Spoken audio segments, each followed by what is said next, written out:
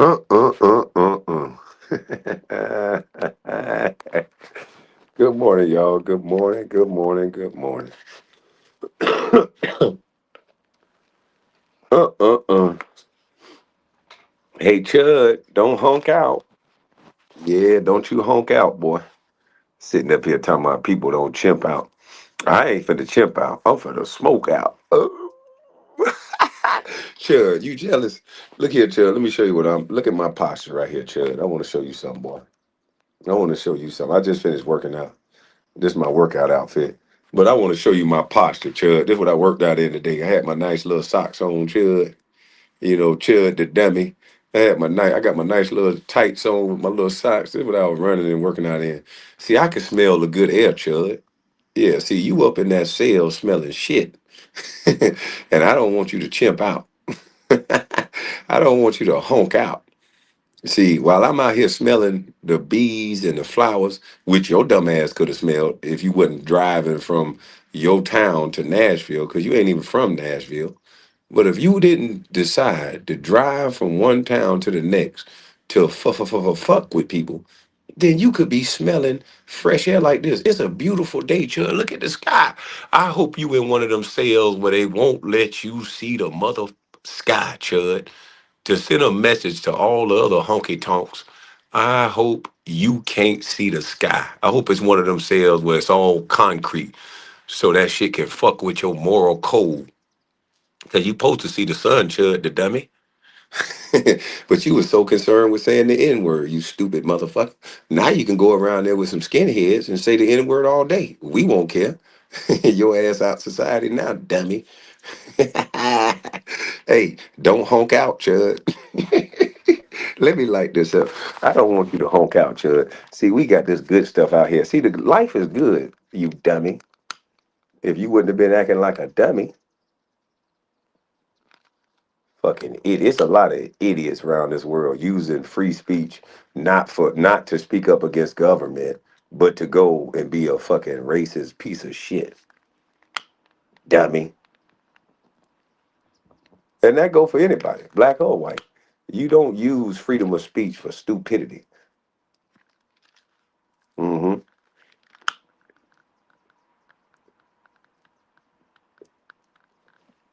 And I know. We got some racist white folks that want to believe that that's free speech because they want to do the same dumb stuff. Cool, that's on you. Believe what you want to believe. Hold on, man. My shit ain't light. Chud, my shit ain't light, and I still feel better than you. He was in there crying like a mug. I think he honking out. He in there, Chud. He in there talking about Adin Ross, man. Come on, man. At first, the dude walked up on him in the street and said, "Hey, let's fight for 200,000." That could have been the 200,000 he could have put in his pocket. He told him, "No, I'm worth way more than that." Then it finds out that was a lie, and so now he begging Adin Ross, "I'll fight for free." That sounds like you honking out. I'll fight for free. I'll do anything. That man said, I'll do anything. You know what Aiden Ross gonna want to do to you. Don't say you gonna do any. Well, from what that black girl said she was doing to you, you probably will do anything, you nasty little mother trucker. You probably will do anything. That motherfucker ain't been in there a week. He ain't been in. He had this shit all planned out. He don't think he was ever gonna get into trouble. Salute to you, bro. Salute to you, Baker man. Salute to you, TJ. Yeah, he had man. He ain't been in jail a week. He thought he had this shit figured all out. He was never gonna do no jail time. Now this dumb motherfucker facing 50 to 60 years. I'm telling you, people love to fuck their life up. Then I'm hearing it was a copycat Chud the builder, and allegedly, the dude knocked him out, poured gas on him, and set his dumb ass on fire.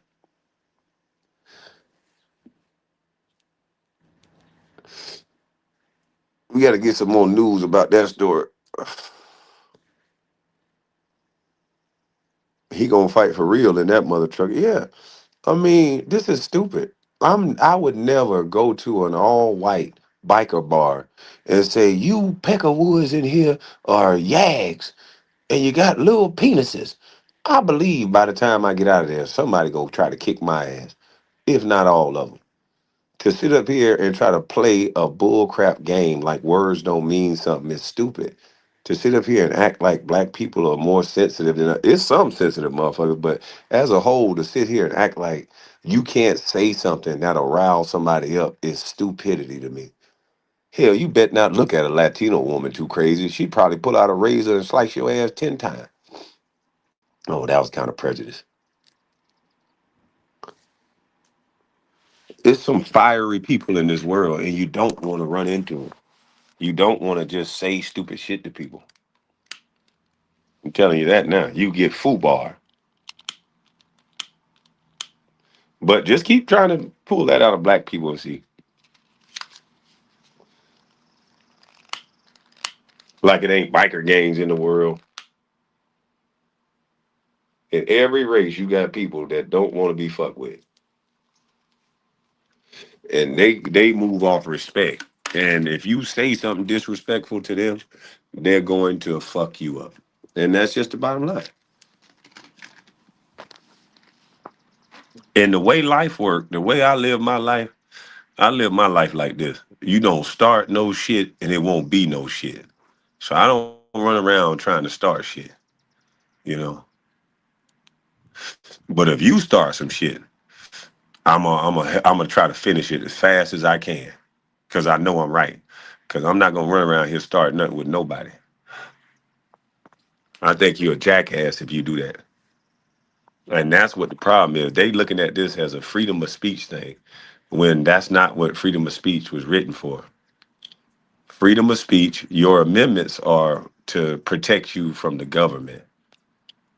You know, they didn't know people was just gonna still be running around here calling each other niggers and all kind of derogatory names. Ain't nobody walking up to the Jews and using some of the derogatory speech that they may have used back in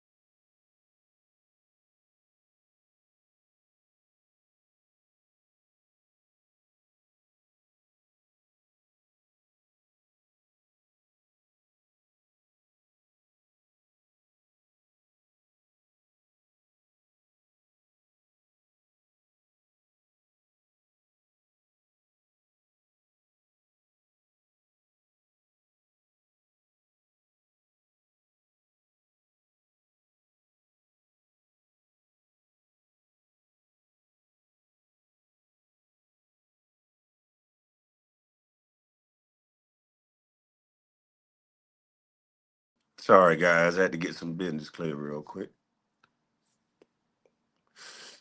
Don't look like Chud doing no business unless he's selling noodles or ass. Mm-mm-mm. All right, put this out and go on inside. I'm gonna go on my computer. So, look, boy, I'm gonna go on my computer so I can talk on, not get no more calls.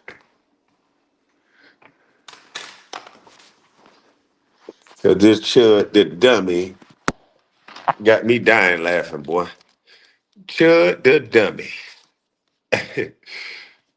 Don't honk out, Chud. Yeah, violate people's civil rights and then call it freedom of speech. And that one. You walking up with hate speech, talking about, I'm just, what am I doing wrong? What did I do? Let me see. What is wrong with this thing? Didn't I have, I don't know, man. My avatar done went off again. It's crazy, B. Oh, they ain't give me my other picture, man. What's up with that, B? Where's my regular picture? Kwame Brown Bustlife picture, man. What's going on, man? This ain't cool, B. Let's see. That's download documents.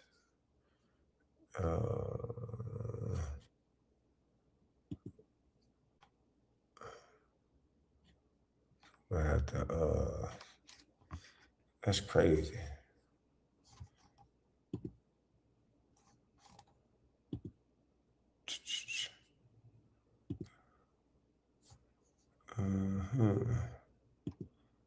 See some.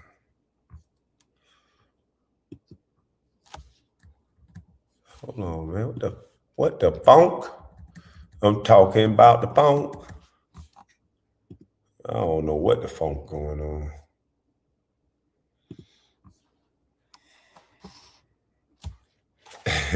Peckerwood now, boy, he crying, boy. Adin Ross, I'll fight. I'll do whatever I need to do. Now, what's gonna happen is I'm gonna tell y'all what's gonna happen, and I don't need y'all to get mad. What's gonna happen is they gonna end up getting him out. He done started a new GoFundMe, and these white folks are mad. Not all, some. They pissed off. So they gonna get that money together quick because Chud done turned into a little bit of a Peckerwood hero. You know, this ain't for all white people. He done turned into a little bit of a Peckerwood hero. And somebody gonna get him out. And no, Adin Ross told him, hell no. He talking about, Adin Ross, can you pay my bill? I'll fight for free, Adin. I'll do anything. Adin told him on screen, hell no.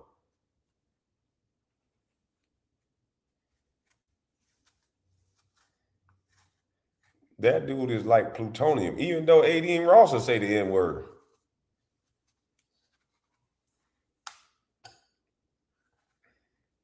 I believe, because I don't know. I think he did, but I ain't trying to get sued. So I don't know nothing, but I think of something.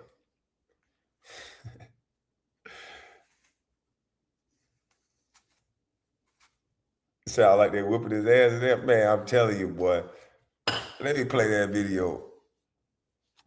Hey, that boy in there is honking out. I'm just like that, said that in the chat the other day. He is in there honking out. The man facing 80 years.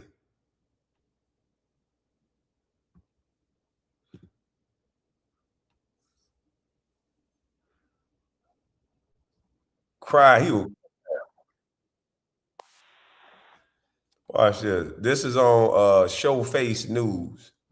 Showface News. I still think it's weak to let someone control you with a word. If you got a problem with the word, have a problem with the word, not raising using it. Well, I kind of agree, but I understand real life though. Everyday scenarios, you turn men and women violent with words. This happens anywhere. If you walk up to someone in the LGBTQ and you misgender them, half of them are going to want to kick your ass. And nobody's telling them, hey, man, you got them, stop being so sensitive over words. They stand right beside them and say, God damn it, get the name right. Get the sign right. Don't you misgender them. And you lose your goddamn job. So which one is it? Is it should not be sensitive over words or the words mean something? Which one is it?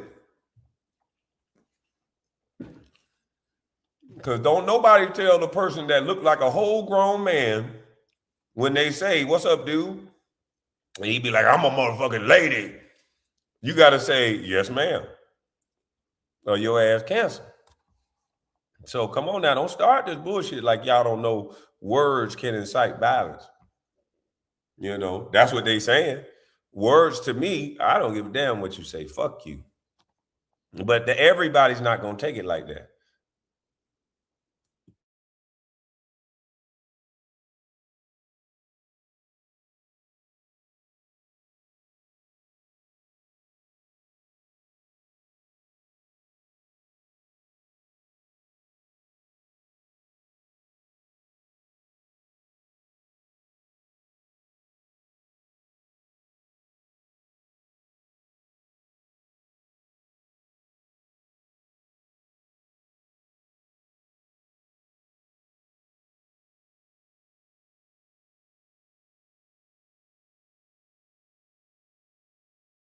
Oh, shit. Oh, man, that edible got me tripping. I thought I done shared it already. Hold up.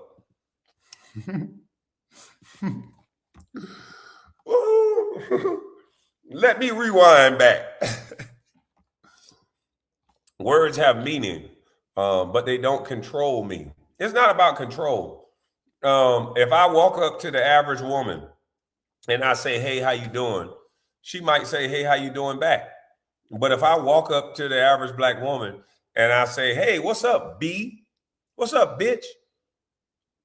Some of them gonna have a reaction back. Some of them may have a reaction with words.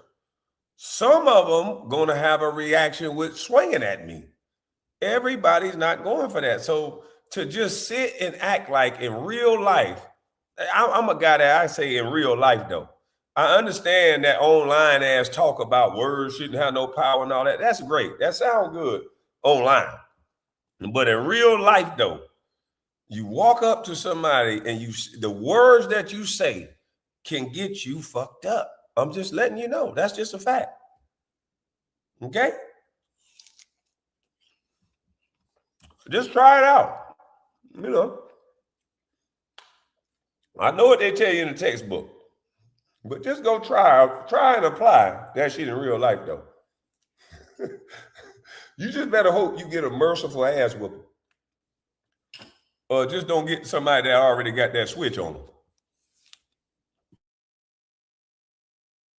So controversial streamer Chud the Builder faces up to 60 years in prison after courthouse shooting. Judge says the incident personality was detained on May 14th for the alleged incident. On May 15th, Ethan Lee, 28, appeared in Tennessee court for his arraignment and bond hearing after he was detained for allegedly shooting a man outside of a courthouse 2 days earlier. The internet personality, who was known online for live streaming his racist confrontations with black pedestrians, was detained on May 13th by criminal investigators and charged with attempted murder, employing a firearm during a dangerous felony, aggravated assault, and reckless engagement with a deadly weapon, the sheriff's office said in a press release. According to an arrest warrant obtained by CNN and the Associated Press, Ethan Lee got into a verbal argument with another man. He turned his body toward the man in a bladed stance. He reached into his jacket pocket for a firearm, and a physical altercation followed. The AP reported that Ethan Lee fired his weapon, striking the man multiple times. The man was transported to a hospital in Nashville via helicopter, where he underwent emergency surgery and is now in stable condition, per the news agency citing an affidavit. CNN identified the alleged victim as Joshua Fox, a black disabled veteran. During his court appearance on May 16th, General Session Court Judge Reed Poland III set a $1.25 million bond for Etherly, citing how many people were in the courtyard over here at the courthouse and the seriousness of these felonies per CNN and the AP. The judge also... And that's what I be telling people, man, when your motherfucker be coming, if you pop that weapon off in the streets, they gonna say it's people out there, they gonna want to...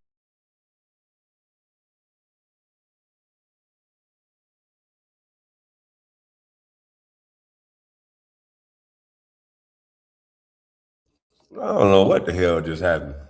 That's wild. But they're going to want to hold your ass if you pop that weapon off. Real talk. Don't just think you just because you got a weapon, it's safe to shoot it on these streets. It's not. Salute to you, Russ. Russ say, folks are missing the point. Not just about words. It's about people having the decency to leave folks alone who ain't bothering you. That's the problem. Yes, they're provoking. They're provoking the situation. If you're in a confrontation with somebody, you say the N-word, that's different. You might got mad enough just to say it to try to hurt their feelings. That's between you and them. Fuck it. But this guy is walking up to innocent people who says nothing to him to argue with them with a racial slur. Mr. in the bushes say KB and the Mars, KB salute, and Mars in the chat. Salute to you, bro. Like, that's the whole point. Provoking people that would normally be peaceful, that ain't saying nothing to you, calling them the N-word is a whole lot different than him getting into an argument with a black man, unprovoked, and him just say the N-word. In my opinion. Now, will I fight a white boy for calling me the N-word? I told you what I'm going to do. I'm just going to cut your ass out. I don't got time to fight about that dumb ass shit. I know what you're trying to do. And I'm trying to do what you're trying to do. So what the fuck I look like fighting when I ain't trying to fight? Just give me a reason too. Shit. We thinking the same thing. So you're not going to get me all riled up with words. I see far too often how that got too many people that I loved in a jam. Them just losing control. So I try to stay under control till it's time to lose control. And then, goddamn it, we go get silly. Also said that attempted criminal homicide carries a possible sentence of 15 to 60 years in the Tennessee State Penitentiary, the outlets reported. So Dalton Etherly might not be seeing outside anytime soon after what I just read from this article from the Associated Press. Actually, this article from People, it's not looking too good for your boy Dalton Etherly. It's looking really bad. Your boy Chud the Builder will not be outside streaming anymore. This is the end of days for Chud as far as streaming is concerned. And to top it all off, he just spoke on a prison call where he is saying that he is promising to get access to his funds because they froze his funds and he can't access them. He keeps...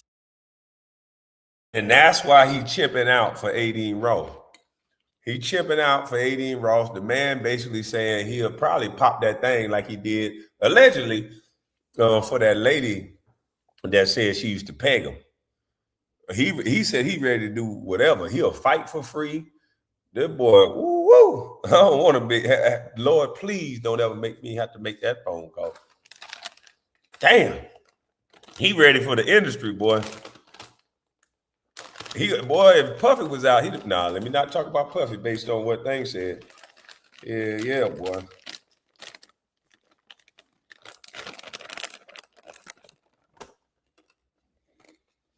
Oh no, racism is real because that GoFundMe, they probably gonna have enough money in there to buy him out. He got a new one that he just opened up. Some girl opened up a new one for him that she gonna have access to. And believe you me, that motherfucker gonna be out soon. They want him out, boy. saying that he is going to find a way to get these funds, even though he's technically not supposed to have these funds. The DA just blocked him from getting access to them because he cannot bond out. They're not going to let him bond out from those donations. So now what's going on is he is basically trying to make promises and saying that he is going to make a way to get access to those funds anyway. Didn't that lead to longer jail time? Let's take a look at what Dalton Etherly, aka Chud the Builder, had to say in this jail call to his fans. Everybody who sent any money, we got to get access to that money, and I'm the only one that can get access to that money. So I got to get out of here so that we can do something, so we can fight this. Like I said, listen, I know there's a lot of suspicion. I know there's a lot of people trying to scam people. Like I said, the Gibson Go that's helped Chud, that's the one I made. Alexis, she is the one who made this new one so that we can have access to the funds while I'm in here. I know there's a lot of people trying to scam you guys. I'm not trying to scam you. This is Chud. This is me. This is Dalton. I can't access the Gibson Go unless we can push the people at Gibson Go to allow her to get into my account. Then we are I cannot get into any of that money while I'm in here because I'm the only one who has access to it. Thank you guys for supporting. I appreciate you all. I love you all. I'm trying to get out of here as soon as possible. So one of Dalton's supporters too. So I don't want y'all to get mad if that boy get out now, because I believe he might get up out of there. Don't you lose your shit. The man, I think, might get up out of there. Don't lose it, people. Well, if he get that money put to that new account where they can get that money in cash, it's a bail bomber gonna take that goddamn money. Trust me, that's what they do for a living. He ain't gonna be able to go nowhere, so that's gonna be an easy bomb. He too popular. He might bail bombing. He gonna take some scrutiny, but there's gonna be somebody that do it. Is saying that Chud got his phone confiscated while he was incarcerated because apparently him having a phone would have possibly given him access to those donations. The over $200,000 that he received, an outpour of support. He could have gotten access to it maybe while he was incarcerated if he still had a phone on him, but they did get it from him. Here's what's being said by this huge Chud the Builder supporter, okay? They said there's a new Give, Send, Go link I'd like everyone to share set up by his family. They have immediate access to. Because they confiscated his phone a week prior, he would not have access to the other GSG until he is released and gets his phone back. Audio below from Dalton confirming this. At I Fight for Kids has already donated $10,000 to this GSG. He is in contact with the family and is a main point of contact as well. It helps them massively to have immediate access to funds. So people are definitely sending a lot of money to Chud the Builder. They're trying to get him out, trying to have him make bond. Apparently, nobody has stepped up to pay a large lump sum of money to get him out of prison, but they are sending thousands upon thousands of dollars so he gets access to it. Now, at the bare minimum, he's facing 15 years. Remember, he's sentenced from 15 to 60 years resident. He does not. The guy didn't even live in the town that he didn't even live in Nashville. This man driving from another town to go fuck with people in Nashville. Live in Nashville. I'm Dalton, by the way. Sir, I know your live stream right now. Can I just see your driver's license? Keep it off screen, please. Yeah, is everything cool? Yeah, I think what you just said is probably what's happening. So. Yeah, I've never had it happen in Nashville. So if you guys can, y'all can check with the Montgomery County local sheriffs. I live in Clarksville.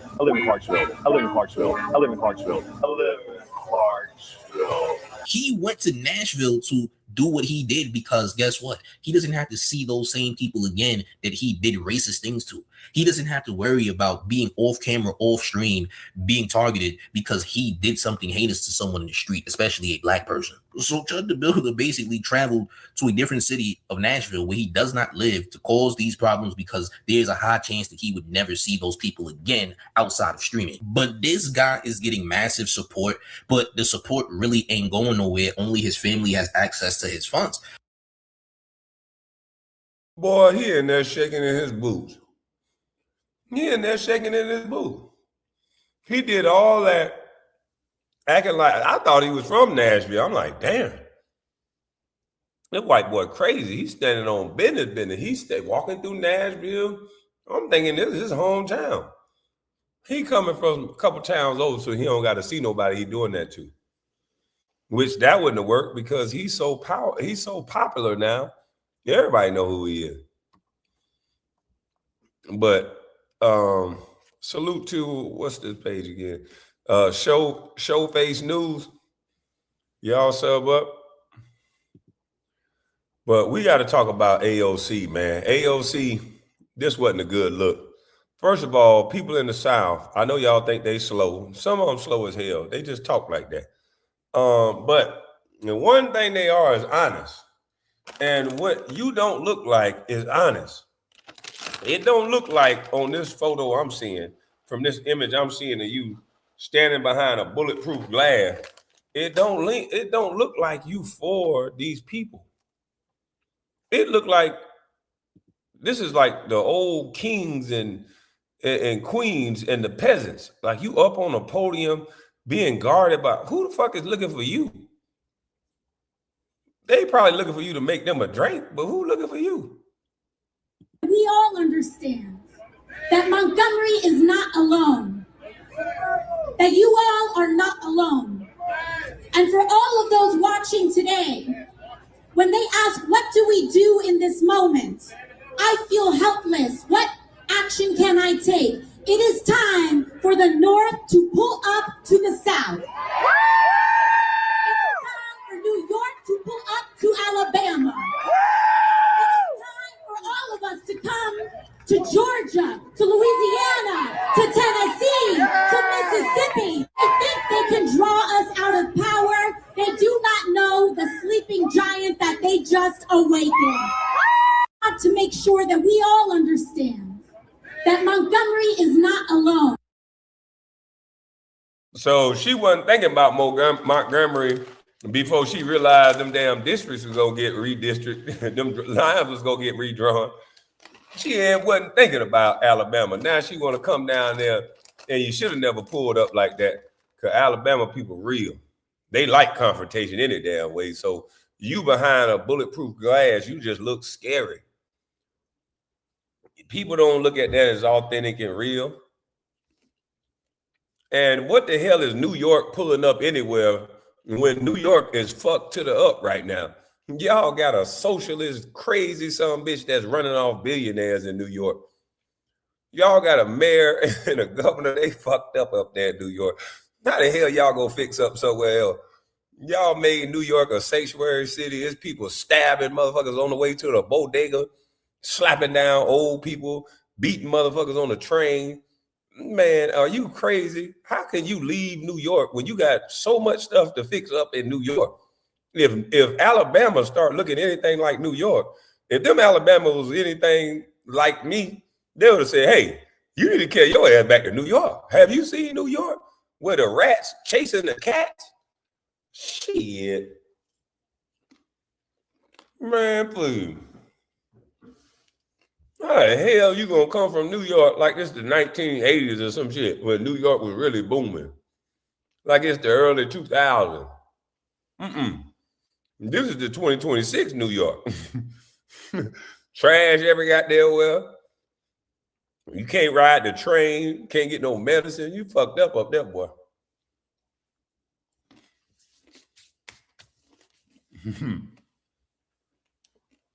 Shout out to my real ones from New York, though. You know what I mean? My day one from Brownsville to Bronx, Staten Island, Queens. Shout out to all the boroughs. Yeah, I fuck with the people from New York. But the some bitch running New York, they running New York into the ground.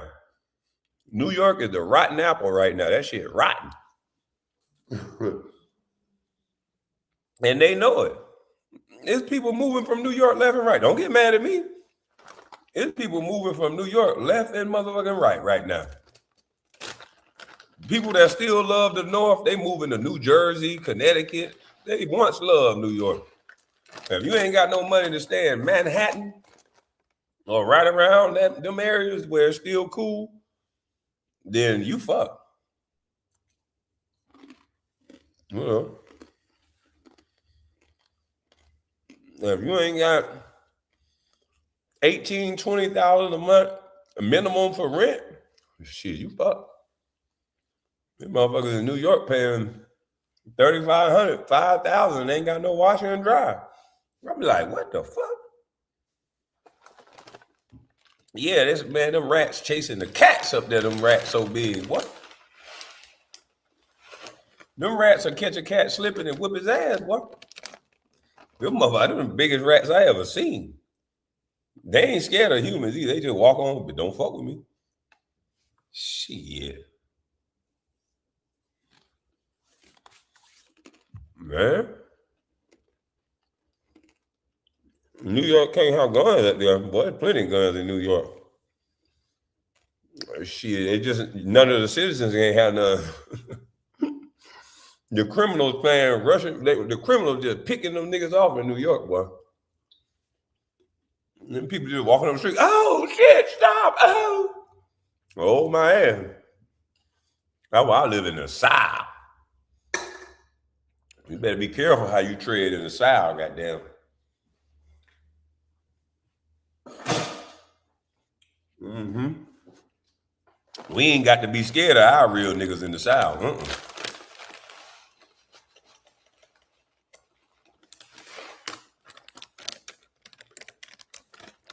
Just don't let them group up on you.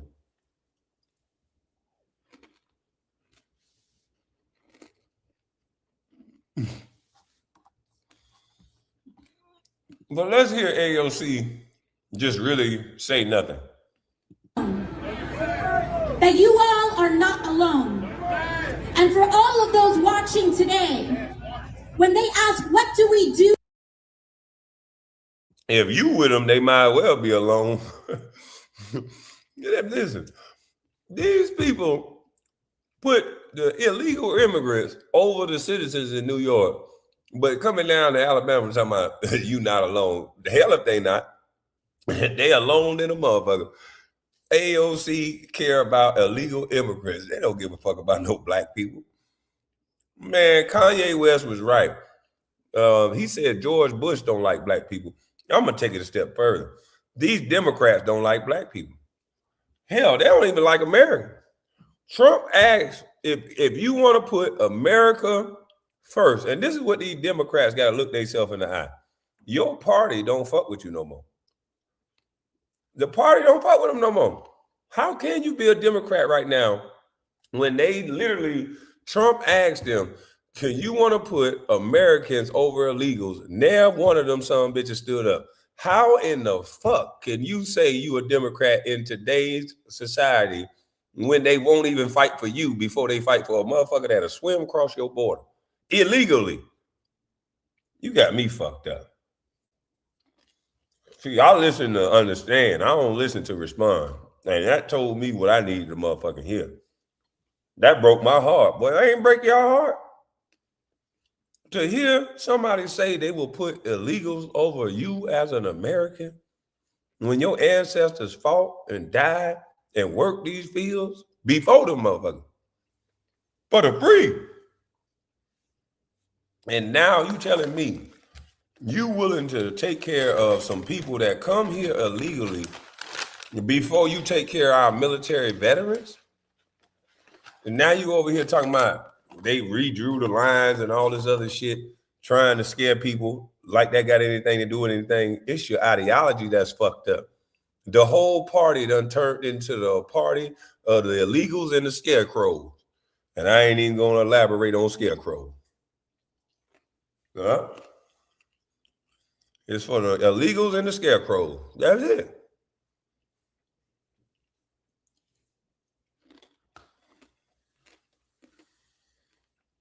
That's all they for. They running America into the fucking ground. He said they turn America into a shithole country. They play it. Oh, shit. Man, they poking motherfuckers up in the middle of the road. Them little YNs ain't scared to shoot that pistol any time of the day. You might not like Mayor Giuliani. I can tell you one thing. Motherfuckers ain't like Mayor Giuliani when he had that stop and frisk shit choking them niggas up. But I tell you what, he might not have been wrong. He had them niggas scared to tote them pistols the way they tote now. Everybody got a chopper in New York now. But back in the day, I remember when they had that goddamn stop and frisk, they called it racist. They'd see a Spanish dude, and they did it based on who was doing the truca-cha-chi. It wouldn't have nothing to do with race. When you got a statistical data that show you the motherfucker that's shooting at somebody, hey, then sometimes we gonna grab the wrong motherfucker. But if you just stay cool and lift your waistband up, nigga, and let me see inside your boot, we all right. Now that was way better. It was way lower crime than it is now, though. Boy, these boys don't give a damn no more now. Yeah, Miss Collins, they were pulling groups of Negroes over. They just see you. If you black and you Hispanic, they were grabbing your ass up. I ain't gonna lie. Hell, they was asking questions. Where you going, boy? Where you from? Mm-hmm. Shake your boot off. Mm-hmm. Lift up your shirt. Oh, okay. You got ID? Yeah, okay. Well, go on about your business then. That's what they were doing.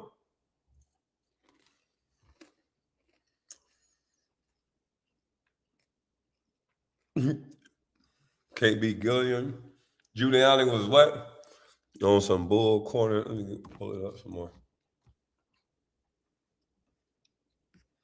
Bull corner is I tell you what though, the goddamn crime rate was low. I'm just looking at the outcome. I don't like that innocent people get harassed. I don't like when I get harassed innocently either. But the crime was lower though. Yeah, the crime was lower. So now they have let people do whatever they want to do, and now they finna start monetizing the crime. They finna start monetizing. They gonna let the illegals go. They let the illegals go for murder, rape. They release them back into the streets. They get them bond. Cashless bonds, they let them out. Now, when we do something like that, they just gave a young boy from Chicago, I think, where is he from? Was he from Chicago? He got a life sentence. Oh, he's from New Orleans. I guess he was with group. Yeah, we got a lot to go over, man. We got Negroes getting life sentences left and right. Boy, they got their labor class coming in. This reminds me of what Malcolm X, a vote for the Democrats is a vote, for the Dixiecrats. You put them first and they put you last because you're a chump and a political chump. Yeah, man, we got to play that. A political chump. I'm telling you, they would slap the hell out of Malcolm X today. They don't like Malcolm X. Malcolm X said this years, many moons ago, what, 30, 40, 50 years ago? Maybe even 60, I don't know. But it's many years ago, and what he said holds true. We got people that's acting pro-black based on their love for the Democrats, and they don't give a damn about black people. They mad at me for saying this shit. They probably want to whoop my ass. They don't like black people. I'm black, remember? You shouldn't want to hit me. But they'll want to do everything under the sun because I don't want to hear that bullshit. Ilya Omar got some power. Somehow Somalians got some money. Now, that goddamn Indian lady that was masquerading that she was black, Kamala, when she got some money, when she got some power, somehow the Asian Indian culture got some money. Barack Obama got his black ass in office. Somehow we couldn't get no money. I wonder why it always worked like that. Huh? The long ride, cheap labor. I wonder why it always work out like that.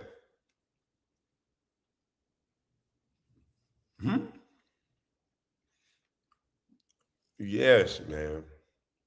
Damn. Tired of this shit, man. Tired of this shit, B. Shit, man.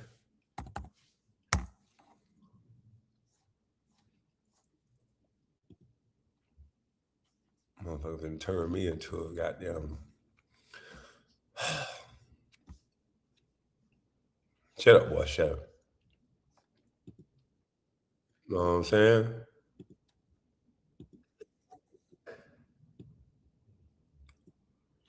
All right, here we go. Here we go. Here we go. Get this out the way. Let's go right here.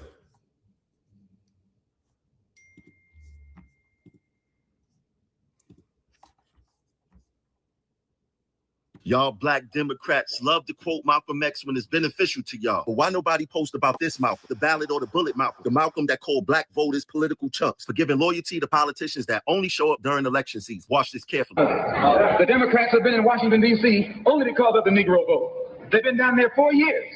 And all other legislation they wanted to bring up, they brought it up and gotten it out of the way, and now they bring up you. And now they bring up you. You put them first and they put you last. Because you're a chump.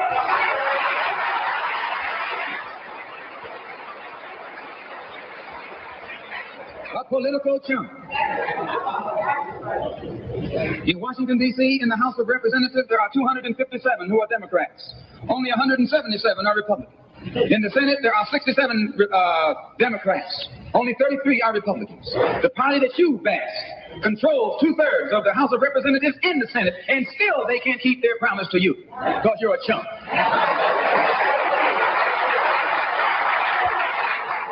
Anytime you throw your weight.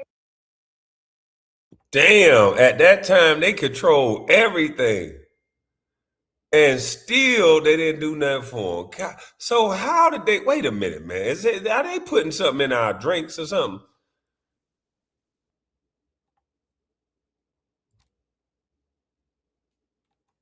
Are they putting something in our drink?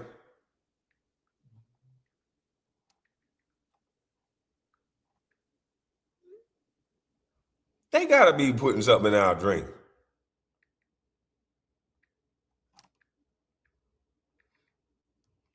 They gotta be putting up something in our damn drink. They control what you say, Malcolm. They control what? So there's no excuse. They had all the power, all the rights to do whatever, and still didn't do it. You put that out of the way. They've been down there for political chumps for giving loyalty to politicians that only show up during election season. Watch this carefully. The Democrats have been in Washington, D.C. only because of the Negro vote. They've been down there 4 years. And all other legislation they wanted to bring up, they brought it up and gotten it out of the way, and now they bring up you. And now they bring up you. You put them first and they put you last. Because you're a chump.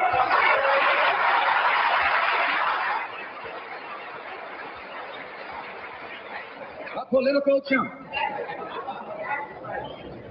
In Washington, D.C., in the House of Representatives, there are 257 who are Democrats.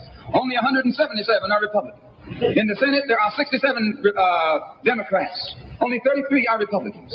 The party that you bash controls 2/3 of the House of Representatives in the Senate, and still they can't keep their promise to you because you're a chump.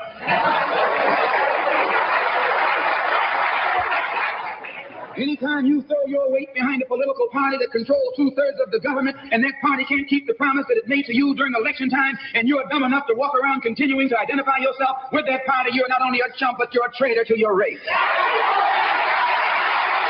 Now, is Malcolm X's? God dang, boy. Malcolm hurt some feeling with that one, boy. I'm going to play that loud through my car. I'm going to play this shit loud. Hey, man, salute to you, Paul. Nothing is in the drinks, KB. Don't you know, if you heard, there's a go along, get along. Touche, Paul. Touche. Don't know if you heard, but there's a go along, get along game. Man, the go along, get along game, man. God, dog, these motherfuckers good, boy. Y'all, please don't plan nothing for me, shit. Hey, I ain't fucking with y'all. I'm just saying, let my people go. Let my people go. They want us stupid for real, man. Hold up. What the fuck going on here? Coco, I'm just looking at your comment. I ain't looking at them. I ain't looking at nothing else but the comment. Lord have mercy. Yeah, chump and traitor. Let's go back, guys, so I can focus. Let's go back. Let's listen to Malcolm. Malcolm. Only because of the Negro vote. They've been down there 4 years. And all other legislation they wanted to bring up, they brought it up and gotten it out of the way, and now they bring up you. And now they bring up you. You put them first and they put you last. Because you're a chump.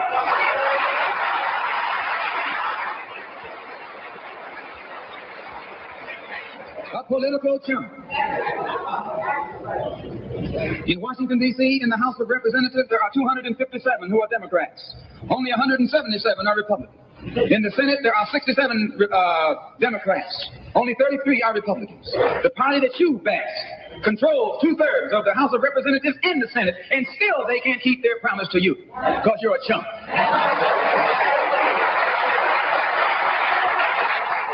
Anytime you throw your weight behind a political party that controls 2/3 of the government, and that party can't keep the promise that it made to you during election time, and you're dumb enough to walk around continuing to identify yourself with that party, you're not only a chump, but you're a traitor to your race. Now, is Malcolm X a sellout? Was he tap dancing when he said this? This is why people get uncomfortable when we start talking about political leverage. Malcolm wasn't telling people to become Republican. He was telling us to stop giving away our vote for free. Now, who's the traitor and who's the chump? And this brother is absolutely right. And Brother Malcolm, 62 years ago, There you have it. Dang, 62. You talking about a 6 with a 2? You mean like 1, 2, 3, 4, 5, 6, and then a 2? 62 years ago, somebody's words still are like right on point. Man, it's time to change. Fuck all that. All this, we getting kicked out of power. Hell, you deserve to be out of power. If somebody done said something 62 years ago that still applies today, and black folks are at the bottom of every social economic status, then what the hell are y'all people trying to scare us into now? Fuck that. We ain't scared no more. Fucking with y'all ain't get us Nathaniel. But bad schools, boys that want to be girls, and goddamn aggressive ass women and soft ass niggas. That's all they got us. What else we got? And then we don't even like each other. Always see each other. What's up, nigga? What the fuck you looking at, nigga? Like, come on, man. This shit crazy. When we was players back in the day, everybody was driving Cadillacs. They was dressing up, trying to dress better than their other brother. They wasn't trying to unalive their other brother. They was trying to wear a better suit, start a better business, get a better car. Now we trying to get a better gun to blow each other up with. That shit lame. Can't even raise no family. This man said something 62 years ago that applies today, and they still talking about they need power. Fuck all that. If it takes 62 years for you to fix something, just think about it. We turned our car in at 1. We wanted our shit done over. We wanted our Chevy done over. It take them 62 years, and that bitch still ain't done. Wouldn't you take it to a new motherfucking shop? Some of y'all only understand Chevys and rims and shit. Your rims got cracked. You took it to a shop. It take them 62 motherfucking years to fix it. Let's knock it down to a number you can understand. It'll take them 9 months for them to fix it. You'll be in that motherfucker mad as hell. So no, man. No, you can't be falling for the banana in the tailpipe. 62 years somebody said something and it still applies. And then you want to show admiration and respect for the name, but not the goddamn words. If you say you like Malcolm, show respect to the words that he said. Don't just get mad if somebody don't agree with him. That's how you show you respect somebody, is that you respect the words that that person said and apply them. And he said you a chump. Running around here, D.L. Hughley, you a chump. Who else? Rolling farting, you a chump. Selling your black folks out, keep trying to force us and call us stupid unless we vote Democrat. Steve Harvey, you a back and forth chump. You a both way chump. Because when he gave you something, your ass was begging, he gave it to you, and then you jump back over there, so you a both way chump. These guys chump. Ricky Smiley, chump. Selling people out, telling black family members not to talk to people over political parties in a Democrat party that ain't done a damn thing for nobody. This is what this black man goes on his radio station and tell people not to hang out with their family for a Democrat party that Malcolm X words still apply 62 years later. This shit crazy, man. These Negroes are traitors. Luke. Told you it was a go along, get along game. Anybody that's willing to get violent with you about your natural right, we have constitutional rights for a reason. And just because we all black, I'd be damned somebody's supposed to have enough in them to think that they can talk to you like you a boy, like you can't make your own decisions. That's crazy. And they only do it to us black people.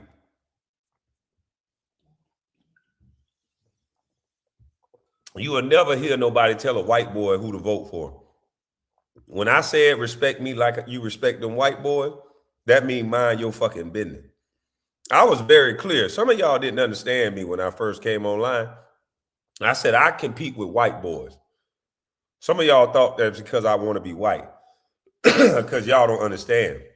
This world is the white boy's oyster when they make some money. They're allowed to go everywhere in every hood, sleep with black women, white women, Asian women. Don't know women come out and say, who the hell you fucking? They get to do whatever they want to do.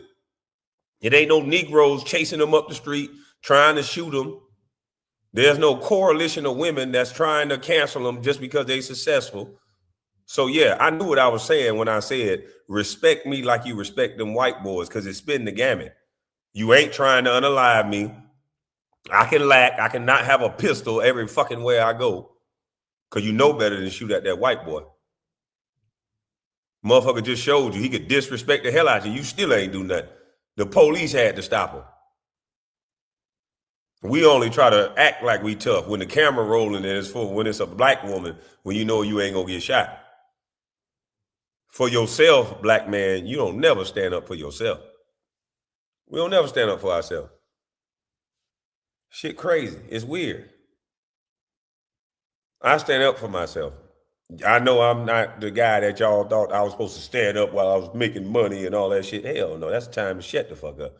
You got to know when to shut up and when to talk. I know when to shut up. Do they know we're in competition every time? I go up there and tell them. I have great conversations with. Do you know that's a conversation starter? When they ask me what I do real estate. I compete with you white boys.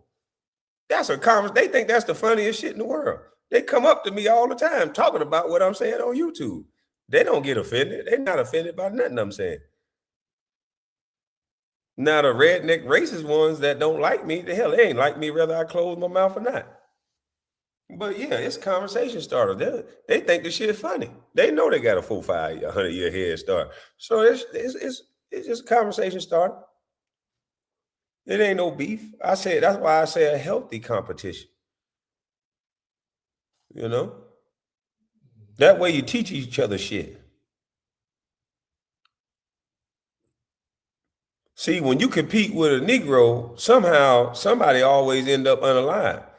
That's why I say I don't compete with black people. I don't compete with my own black man.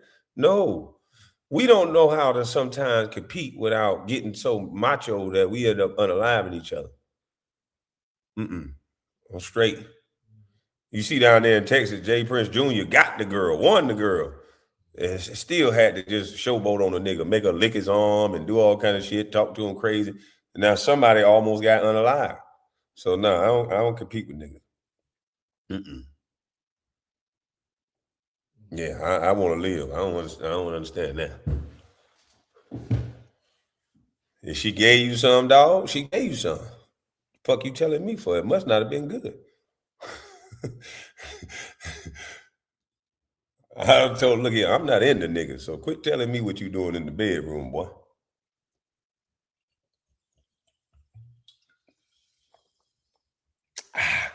Anybody drink these? These shit strong, but I don't know if I like this brand of sparkling water. I don't know. This jury's out. I gotta go put some ice on this thing. Cause this motherfucker here strong. It's a stronger brand of sparkling water. I like that sparkling water for the bubbles.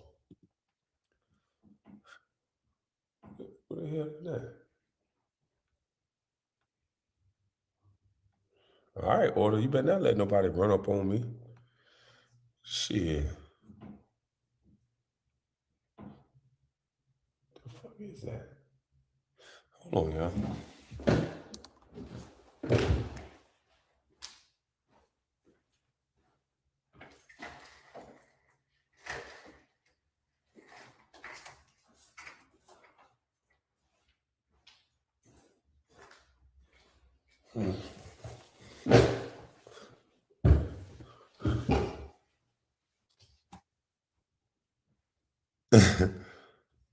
Got a drink. Yeah, I drank those, but they ain't have them in that store I went to. Yeah, they ain't had them truckers. But let's keep this video going, guys. Those words couldn't ring more truer today than they did way back then, almost 6 decades ago.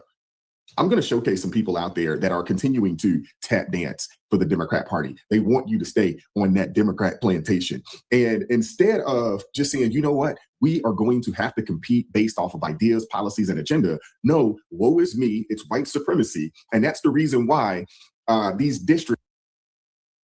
Boy, he preaching, boy.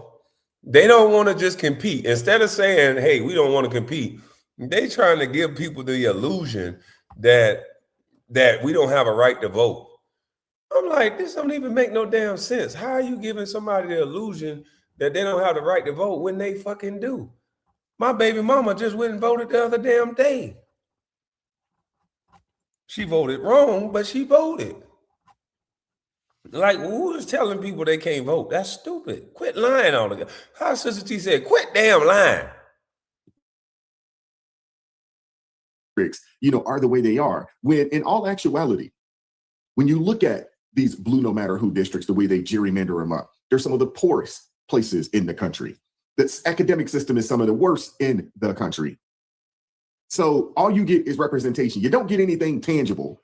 All they tell you is you are afforded Democrat representation, which we know they have zero interest in actually improving the lives of the constituents in these districts. Facts, because they on videos saying we not getting up for no damn Americans. We getting up for the illegals. They on video when Trump said we gonna put Americans before illegal immigration. They say shit. They prey on low voter turnout and low IQ voters. That's what the Democrats want. Hit the like button, share the video, subscribe to the channel. 50% of you guys that are watching the channel are not subscribed. Change that today. Hit that daggone subscribe button. It costs you nothing. Let's go. So more we've talked about just sort of the political reality of it all. Yeah.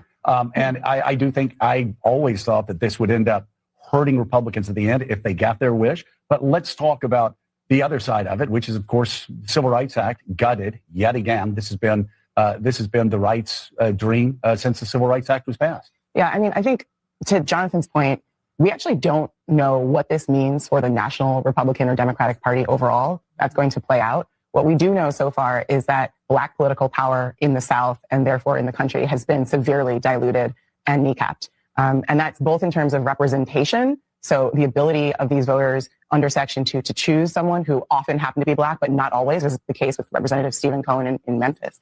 But also in terms of the voting bloc. So I think it's really important that even though what Jonathan says has a lot of truth to it, it's also true that because of the gutting of the Voting Rights Act, these voting blocs have been split not in two necessarily, but fractured, which actually makes it very difficult to have a moderating effect, likely, on these other districts. So it's going to be hard in Tennessee, for example, looking at the map. Black voters might be 20% of a district that is overwhelmingly MAGA. Mm-hmm. That's not really going to help them get fair representation. They just did the same thing up north. Like, stop the woe is me. When you throw the first punch, expect a blow back.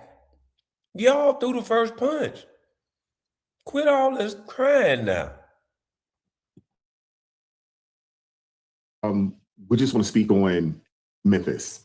I just want to speak on Memphis, to where 22% of the Memphis' population is at or below the poverty rate. 28% of the kids that graduate high school aren't reading or doing math on grade level. Whatever representation this young lady is talking on grade poverty rate, to where 22% of the Memphis' population is at or below the poverty rate. 22% are at or below the poverty rate? And 25% can't read? 8% of the kids that graduate high school aren't reading or doing math on grade level. 28% that graduate can't do math or read on grade level. Wow. And they want us to keep control. Instead of people dancing in the street say, yes, my kid gonna be able to read now, they crying.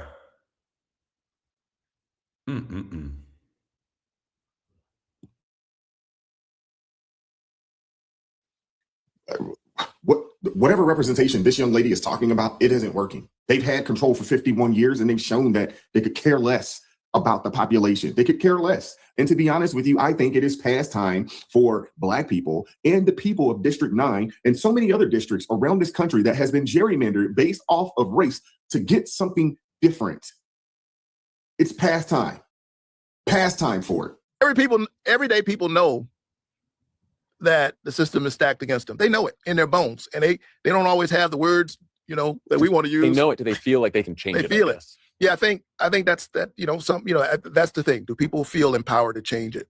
And I do think that there are a lot of people who feel powerless, which is why they signed up for Donald Trump. You asked me that question earlier. Let me answer it more directly. I think that there are people, and I do think it was overstated. Donald Trump didn't have this whole huge slew of Black men voting for them. I think part of that was a game they played during the election in 24. I think they were trying to create a permission structure, a bandwagon, so people would. See, this is why I don't like some bitches like him. A permission structure. When you say words like that, you lose me. I'm sorry.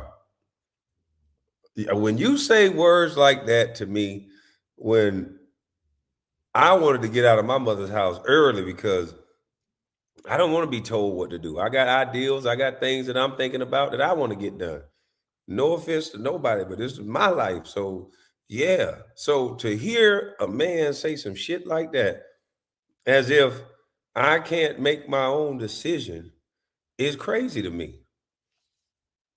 Permissions list? Wow.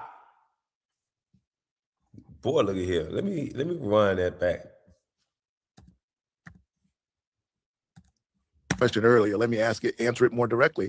I think that there are people, and I do think it's overstated. Donald Trump didn't have this whole huge slew of Black men voting for them. I think part of that was a game they played during the election in 24. I think they were trying to create a permission structure, a bandwagon, so people would jump on it. But there were no overwhelming. It was one is too many, but there weren't overwhelming numbers of Black men voting for Donald Trump. He literally received more of the Black vote than any other Republican. You'd have to go back to Eisenhower. You'd have to go back 60, almost 70 years. What is this guy talking about? This is just wishful thinking. When you look at the fact that in 2024, the number was 20, I think the number was like 28% of Black Americans supported President Donald Trump. And then after the election, there was a slew of Black women and Black men that came out and was like, man, I regret voting for Kamala Harris. I wish I would have voted for President Trump. And now when you look at the polls, it's also stating that, hey, you have more Black Americans in line with the Republican Party's policy and agenda than the Democrat Party's policy and agenda. Those are just the facts. And when you got people like Raphael Warnock, who is supposed to be a Christian, who is supposed to be a reverend, pastor, minister, whatever you want to call him, but yet they support things that are antithetical to the word of God, people are actually starting to wake up and realize, like, wait, what are we doing? Why are we continuing to support these people when they don't do anything for us? They are anti-God, anti-America, because he's one of those people that decided to sit down when the president asked, are you for American citizens over illegal immigrants?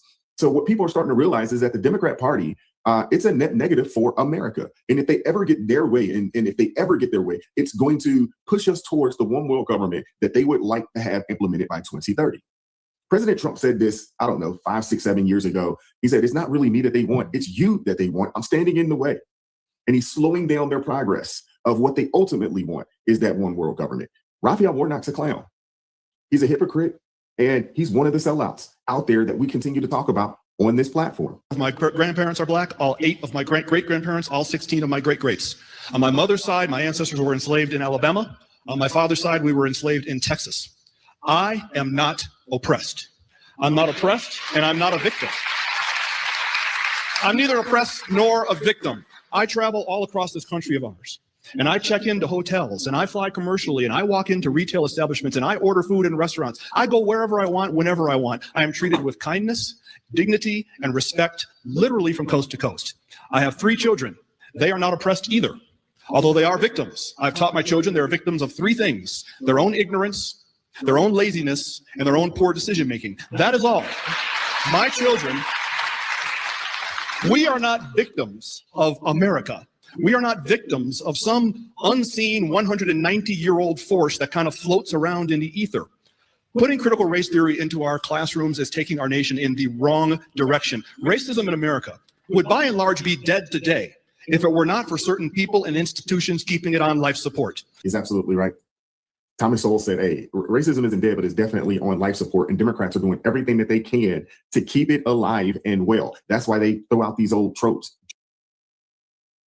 And why won't Roland Martin or none of these people that's always calling people stupid, why won't they dang on talk to Thomas Sowell? Why won't they talk to Larry Elder? Why they just call them coons and call them names and then won't run up on them and holler at them? Like, that's weird to me. I want to see the smart people do smart shit. I don't want to see you arguing with rappers and trying to scold them and talk them down over some shit they don't understand when you really basically just holding their endorsement deals over their head. We not as free as y'all think. Because once they identify that you're not a Democrat, then, and you're not just going to blindly vote Democrat, then somehow you become an enemy to a lot of these large companies. Somehow you become an enemy to a lot of different people that you don't even know. All because you don't want to be a brainwashed chump, like Malcolm X said, and you want somebody to compete for your vote so you can be represented. It makes no sense.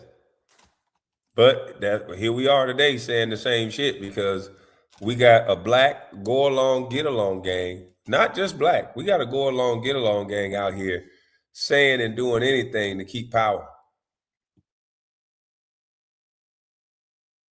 Jim Crow 2.0 and white supremacy and so forth and so on. When if you actually really think about it, most people live around most people. The neighborhood that I live in currently, we have all types of people. It's a diverse neighborhood. The neighborhood that I moved from in Maryland was a diverse neighborhood. We had all types of people come from all walks of life. And I'm not saying that we all thought the same, but what I am saying is that we lived in the same community and we had the same issues. We're all dealing with the same things because we live in the same community. We're sending our kids to the same schools. We're dealing with the same property taxes, the same taxes, so forth and so on. Democrats think that it's okay to continue to gerrymander based on racial divides, but in all actuality, most people live amongst most people in this day and age, and you would be hard pressed to find someone that would be nasty to you just because of how much or how little melanin you have. Now, we've seen people be nasty to each other for a multitude of other reasons. Right. I got some goddamn white neighbors that's cool as hell. And then I got some redneck four-wheeling driving ass white people that'll steal everything from you. Three-wheel driving. Them motherfuckers got three-wheelers. Go down those little small ass alleyway. But I got some white neighbors, black neighbors, that's cool. We got Spanish neighbors. It's a diverse community. Old folks, young people. And you got to respect everybody. Why would you want to disrespect people by your home? I had that happen to me today on the highway. Lord have mercy. So I was just sitting here thinking, all the black people that's in position that has their own practices and their own things, they should only hire more of them, right? I was just watching this video of the beautiful video of a bunch of black nurses and black doctors, you know what I mean? And I was like, yeah. Now I know it's gonna be a little harder to like do, but we need to do that. Yeah, bring that discrimination, segregation shit. Bring it back. I support it 100%. You know, if a white person were to jump on the internet and post a video like this, the internet would be having an absolute field day with it, telling them how racist and everything that they were. The double standard, it exists and it's wild. You know what? She's not the only person to say something like this and then post a video like this on the internet. And I've just gotten to the point where, look, I don't want to be in spaces where I'm not welcomed, and nobody else should want to be in spaces where they're not welcomed. And so if you want to bring back segregation, okay. But rather than doing it by race, How about doing it by people with values and morals versus people who don't have values? You know what? I can actually get with this young lady. I've been saying this quite some time, that it's really not about, race in the sense of how. Ma'am, people doing that already, ma'am. Patrice McCullough did that. Patrice Cullor, yeah, the one that started Black Lives Matter, she did the same thing you talking about, man. She was talking up for black people. As soon as she got her money, she was gone. She was going around the very same people that she was saying was racist. She softened her voice up. She smiled now. She even looked better. Her skin brighter. Yeah, she looked cleaner. She looked better. It's different when you ain't struggling no more. She got that money and left Compton or Watts, wherever she was from. She hauled ass and moved to the whitest town she can find. So yeah, they already separating by morals and all that other stuff. Yeah, because I ain't seen her in the hood since. I ain't heard her yell Black Lives Matter since that money dropped. Have any of y'all? Yeah, the only time I seen her do an interview was when she was crying that Candace Owens came to her house. Said she felt threatened. But she got security now. She got money now. She ain't scared of you, nigga. And she got security. They got houses. Offices. And they all in the most beautiful, pristine neighborhoods. So they already doing what this lady said. They use black pain, black struggle, get paid, and get the hell on, Jack. And don't you look back no more, no more. And somehow people still love them and respect them as if they really did something other than enrich themselves. Much or how little melanin you have. It's really people are being divided based off ideology. They're being divided based off beliefs. And we were told that this was going to happen. Jesus said, "I didn't come to bring peace, but I came to divide." He's going to place mother against daughter and father against son. Because it's really going to be based off ideology and belief systems. I personally don't have a lot in common, with ghetto hood people of any ilk. Whether they're white, black, or other. I don't want to be around them, don't have much in common. We don't have a whole lot to converse about, to be honest with you. But someone that's a follower in Christ, that's a law-abiding citizen that believes in the Second Amendment the way that I do, maybe they vote red or they are conservative or something along those lines. We actually have a lot to talk about. We're running it and talking about it for the next 2 weeks. And isolate them. Don't even let them be involved in the Democratic Party. Would be running it and talking about it for the next 2 weeks of the news cycle. Let's just keep it a buck. Democratic Party will 1,000% ostracize strong black men and isolate them. Don't even let them be involved in the thing. But they will champion, support, highlight, and act like they're doing so much work for these performative goofballs, high levels of goofery, absolute morons. And we got this guy here shucking a jive, tap dancing, skinning and grinning. You remind me of Man, Tan, and Sleep and Eat from the classic Spike Lee film, Bamboozle. Just doing anything to just get the attention. And it's just so performative, weak, and just amazingly disgusting to anybody that has any principles. You didn't catch the Holy Ghost. You didn't solve anything. You're pretending like black people don't have the ability to vote now. It's just all back-to-back performancism. Main Man is the male version of Jasmine Crockett. And anybody that disagrees with me, put it in the comment section. You're wrong, but I like to hear people that's wrong out too. Every so often, you might say something that's interesting. He's absolutely right. This dude is the male version of Jasmine Crockett. I said it earlier today. That's my charade. Hey, man, he kept it 100. We tired of seeing all this loud, performative bullshit. That's why I, for one, are happy that now the people that get elected, they gonna have to act like they elected. They ain't gonna act like they have part-time strippers and part-time goddamn dancers like this clown. They can actually act civil and walk upright with respect, and their resume and record is impeccable, and maybe they can get some shit done. Yeah. I don't want the son bitch acting like me in office. I act a little too wild. But even if I was in office, I wouldn't act like this. This is stupid. You're supposed to be in there to get something done, not to virtue signal to people. And they always go to the church. I told y'all what they do. Y'all are starting to see everything I've been saying on my lives. Y'all start to see it. Remember that time I told y'all, I said, man, I went to my hometown. I saw the police chief and all the politicians coming out to church one day, one of our big churches. I said, damn. There's a big connection between the church and keeping you Negroes in line and keeping you on the Democrat plantation. And no wonder them pastors all got big whips and Rolls Royces and free land and to create businesses. They ran like the damn mafia because they got a lot of black bodies that they can help control with one sermon. And then they get a lot of our women hook, line, and sinker. And then dudes like Coochie, so they ain't trying to argue with their girl.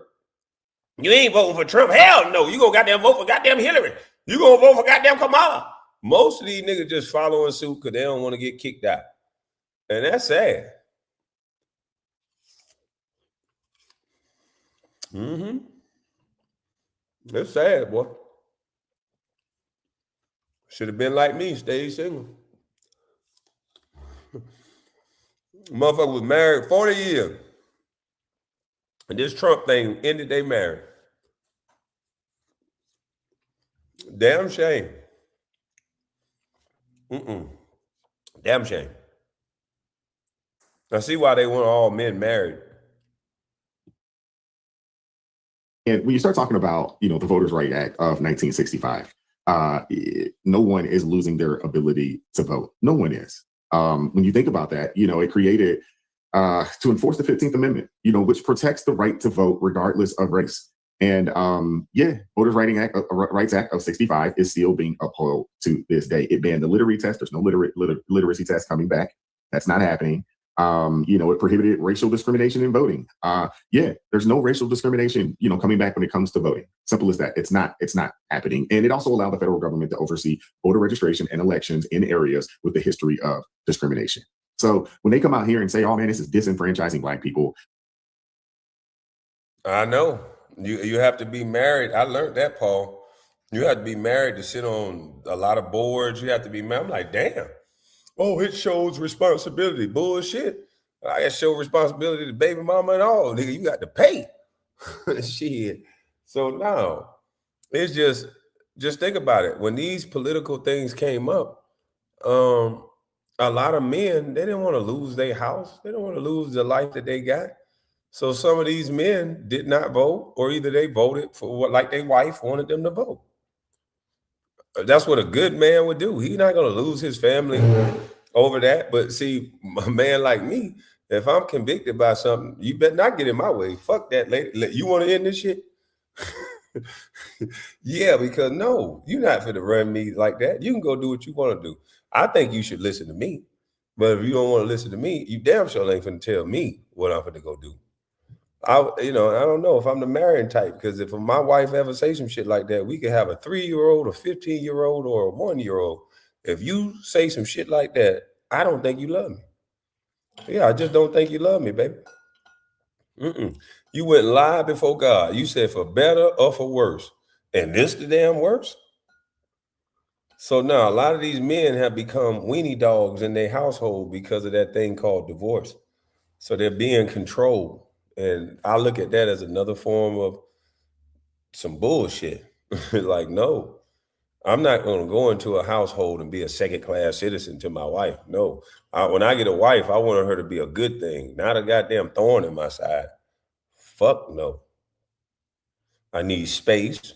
I need some water. And I need something to goddamn eat too. But what I don't need is a second mama. No. I don't need that. I can handle this shit. And when I need you, I'll ask. A lot of these girls, they don't like that shit. Oh, now shit, you don't want to do it. Yeah, because you were talking too damn much. I ain't asked you then. I'm asking you now. If you're not willing to give it to me now, then don't say nothing to me then. Motherfucker. Worst thing you could buy today is a wife. I don't agree with that. I think if a woman understands what's going on and she really sees something in you and she really ride out and don't be trying to police your penis all day like most of these women do. Most of these women only policing they nigga penis. They following them, chasing them, always watching them online, just policing penis. I ain't got time for that shit. Like, we got to be building something. I get married, we got to be building something, or we're going to be wasting time. And I don't like my time wasted. I could be a whore, a skeezer, and don't have to deal with all this mouth. So if we ain't building nothing, then it ain't nothing. Yeah, I don't like my time wasted. I done got a baby mama that wasted my time. A few of them. But yeah, so if we ain't building nothing, then fuck it. I'm straight.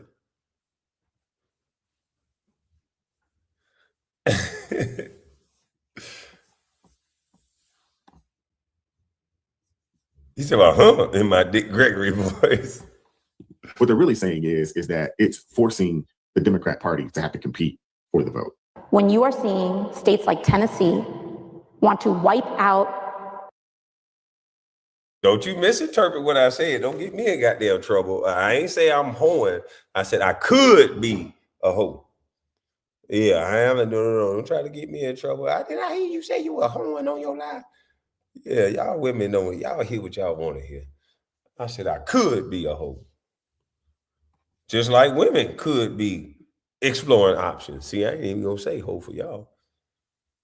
Y'all could be exploring options. I know some homegirls that they got a nigga for every day of the week, and all them dummies think she love them too. All of them swear up and down that they the one. Nigga, you the one that's taking her to the restaurant the other one can't afford. You the one that she actually like because you in shape.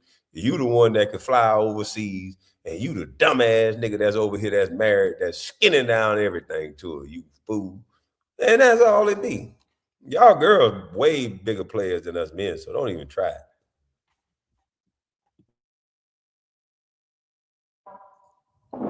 Every Black representative on the map in these states, we have an obligation as Americans to stand with Black Americans and communities whose representation is being disenfranchised.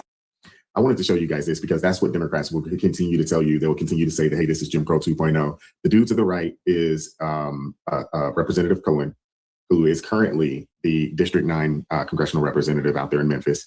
The lady to the left is Charlotte Bergman, who is currently running for that seat as a Republican. They say she has a 75% chance of winning said seat out there. As you can see, the man to the right happens to be a white man. You can see the sister to the left happens to be a Black woman. Where is the disenfranchisement there? Other than the fact that Bro, she's not a Democrat. She's not a real Black. Hey, I'm just joking, but that's how they feel for real. Like they don't even count this woman as a Black woman. It's plenty of Black women they don't count as a Black woman. They don't count Candace Owens as a Black woman. Pretty much any Black woman that ain't a Democrat and don't love Joe Biden and Kamala Harris, it's fuck you. No, I'm just telling you, you ain't Black. They don't look at you. Ain't no sisterhood for y'all. I'm gonna tell you that right now. Hell, if you got a husband and you respect them, they don't fuck with y'all. The hell you doing being locked down like that, not out here exploring your body, being free, giving your body up to all the other men that you ain't supposed to be giving it up to because it's a female world, but we gonna give them some of that shit anyway. Because it's our body, our choice. We just using them. This shit weird. Anything morally decent and respectful, just a little bit, because ain't nobody perfect. Boy, they can't stand you. You got to be a city boy and you got to be a hot girl, and then you loved by all. When I was out there in them streets, everybody loved me.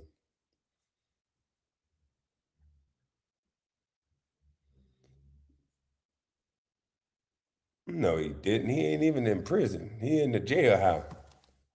Come on, man. I guess they won't get a Democratic candidate in this area anymore. But there will be a Black woman in there. She'll just so happen that she is a conservative. She is a Republican. That means she ain't Black, brother. And that's sad how they do women like this, man. They'll say it's a sisterhood, but all you got to do is not agree. I'm telling you, most of these people, news just broke, Kwame. Come on, man, don't say that for real. But I'm not gonna celebrate great, period. So I'm a little bit different. I'm not gonna celebrate anybody getting great because I wouldn't celebrate a female getting great. So I'm different. I want him to get his ass kicked, not drilled. That's not me. I'm not with all that. So I won't be celebrating that part.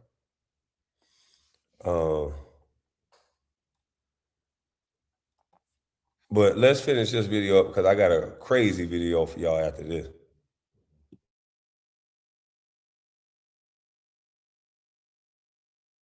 I'd love to get her on the show. I did reach out to her. We'll see, if she responds, and or if her people respond and we can get her on the show. I would love to have a conversation with her and just pick her brain, about everything that has transpired, over the past week or two, her campaign, as well as her plans for District 9 in that Memphis area. I'd love to hear what she has to say about it. I've been trying to find, some interviews. I haven't seen anything. You see what happened in Tennessee yesterday? When they got rid of that last so-called majority black district. That one dude with the afro, man, acting fool, talking all that. He can't bust up great, right? He wanted somebody to knock his out, but he can't bust up great, but he talking all that, crying and bitch about a district. An all black district. They want segregation, man. But I guarantee you, they couldn't tell us one thing in the last 20, 30 years that so-called majority black district has done good for black people in Memphis, Tennessee. Have you heard about Memphis, Tennessee? Have you heard anything good come out of Memphis, Tennessee? Fuck no. But they still crying about representation. What, symbolic? What has they done? What are these so-called majority black districts that ran by black people and white Democrats? What out of being? Nothing in Memphis is good, man. There's some good people in Memphis, but I'm talking about the government. Memphis ran by, they have a black mayor, black city council, black everything in Memphis. And look at it, he's still crying. They want a representation for what? Look at the schools in Chicago, all that black representation. They got Baltimore. I think on the west side of Baltimore, all them boarded up buildings. The streets look like shit. But yet they keep crying about some black representation for what? They don't give up about black people, none of these people, none of these Democrats. They just want to win. They just want to vote. Oh, Jim Crow, they take it all right. Good. Good. All these southern states should be red as red can be. We don't need no Democrats down here in the South. Take y'all ass up north. Up north. What has a majority black district? Give me one advantage of having a black person running that district. What advantages? Nothing. Nothing. There is an advantage. There will never be an advantage. That part. They don't want to say that quiet part out loud. That part. What advantage? What black district can you look at that you're killing it? That everybody got some money and opportunity, and that these kids got them guns down. Where is it at? It's non-existent. Non-existent. But they just keep saying that, and we just supposed to get emotional about them losing their power, making it about everybody else. They telling people they telling young boys to fuck up their future by boycotting, and they don't got nothing to do with nothing. But I know these boys ain't finna listen to that shit. They some weirdos. We're gonna get into that. But I got something for y'all, man. This brother just broke it all down. This is a rather lengthy video, but man, I'm gonna give y'all time to get some pen and paper out. Because I watched this thing 2 times. It's like 20, matter of fact, 3 times. Because I couldn't rewind it at first. But it's like 20 minutes, 25 minutes. But he literally lists out every damn thing that the Democrats have done to America. He lists out and everything that the Republicans have done for America. And this shit, I'm like, what? So I'm Googling and Chat GPT in some of these days. And they pan out. I'm Googling and Chat GPT and some of the things he said in this video because I didn't know. And it panned out. So don't take my word for it. Do the same thing I did. Write some of this dates down, Google it, Chat GPT it, and watch this.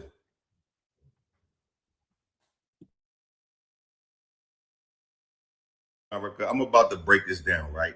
Anything cruel or inhumane that was done to black people in America from the time of slavery to this very day, 97% of the time it was done at the hands of Democrats. Walk with me on this journey. Let's go. 1857, Seneca Village. If you don't know what Seneca Village is, it was an all-black community that was destroyed through eminent domain from a Democrat. Right here, Fernando Wood. Thanks to him, Seneca Village was seized from the propaganda he was pushing. He pushed a heavy smear campaign to justify the eviction of roughly 225 residents, mostly free Black Americans and Irish immigrants. Local newspapers and politicians labeled the thriving community a shanty town and its residents as squatters or scoundrels. Next, knowing slavery, 98% of the slave owners was Democrat donkeys. Yes, in the lead up to the Civil War, the vast majority of Southern slave owners were affiliated with the Democratic Party. We already know that. Moving right along, 1859, and here come the infamous John Brown trying to save the Black slaves. The first person ever executed for treason in the U.S. was put to death for freeing enslaved people. Let me repeat that. The first person ever executed for treason in the U.S. was put to death for freeing enslaved people. Oh. So for all the people that say America is racist, if it was up for white people, they'd still have us in slavery and this and this and that. The first man that was hung was a white man, and he was freeing slaves. So just maybe, not everybody is racist. A white man was the first person executed in the U.S. for trying to save us, and he was killed by Democrats. Political climate at the time, the Democratic Party was the dominant political force in the South and largely supported the preservation of slavery. Southern Democrats frequently blamed the Black Republican Party for inciting Brown's raid, though Republican leaders like Abraham Lincoln condemned Brown's violent method.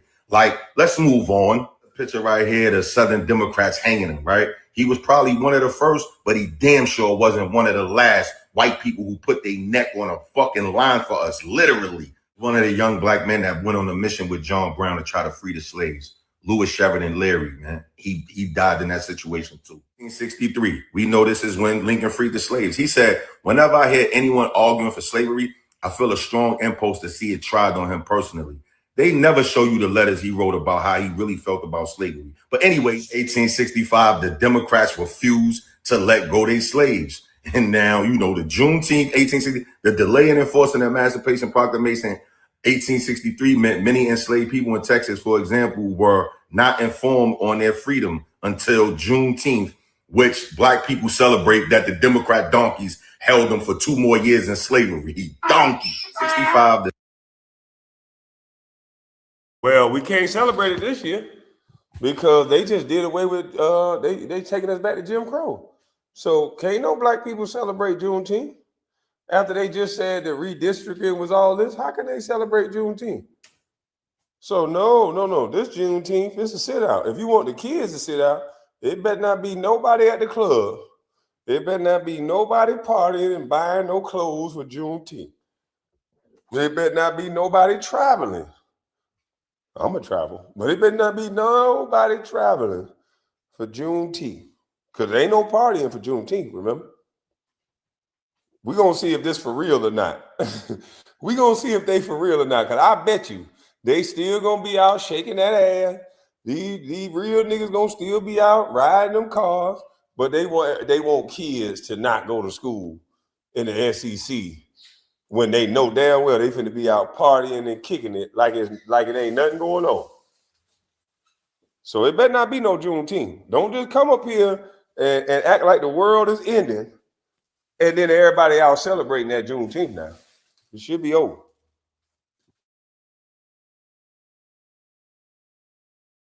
The slaves is free from the Democrat donkeys, and General William T. Sherman, he comes with the field order number 15 to give the free slaves their 40 acres and a mule, which was done. Signed, sealed, delivered. They already had started getting the land. 400,000 acres of confiscated Confederate coastal land in South Carolina, Georgia, and Florida to be divided into 40-acre plots. We already got it. Now look what the Democrat donkey do. John Booth, he assassinates Lincoln, right?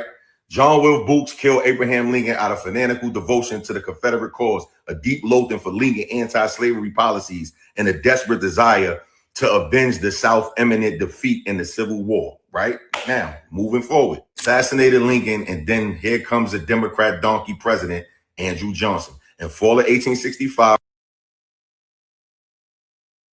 Now, this is what I was taught, and this is why I grew up racist, because This proves that they took our land. And we got somebody in the chat talking about those Democrats back then were those were the Republicans of the day. What? This guy was a Democrat. Every time it was a Democrat president or when the Democrats was in power, when we got our ass kicked the most. Every single time. Lincoln came in and tried to help Republican. They killed him. Democrat came in, took the land back. We already got promised 40 acres and a mule. Already got promised 40 acres and a mule, but they want to tell you about some damn switch. 40 acres and a mule we was promised, and it was taken from some of my family members. So this was what I was taught back then.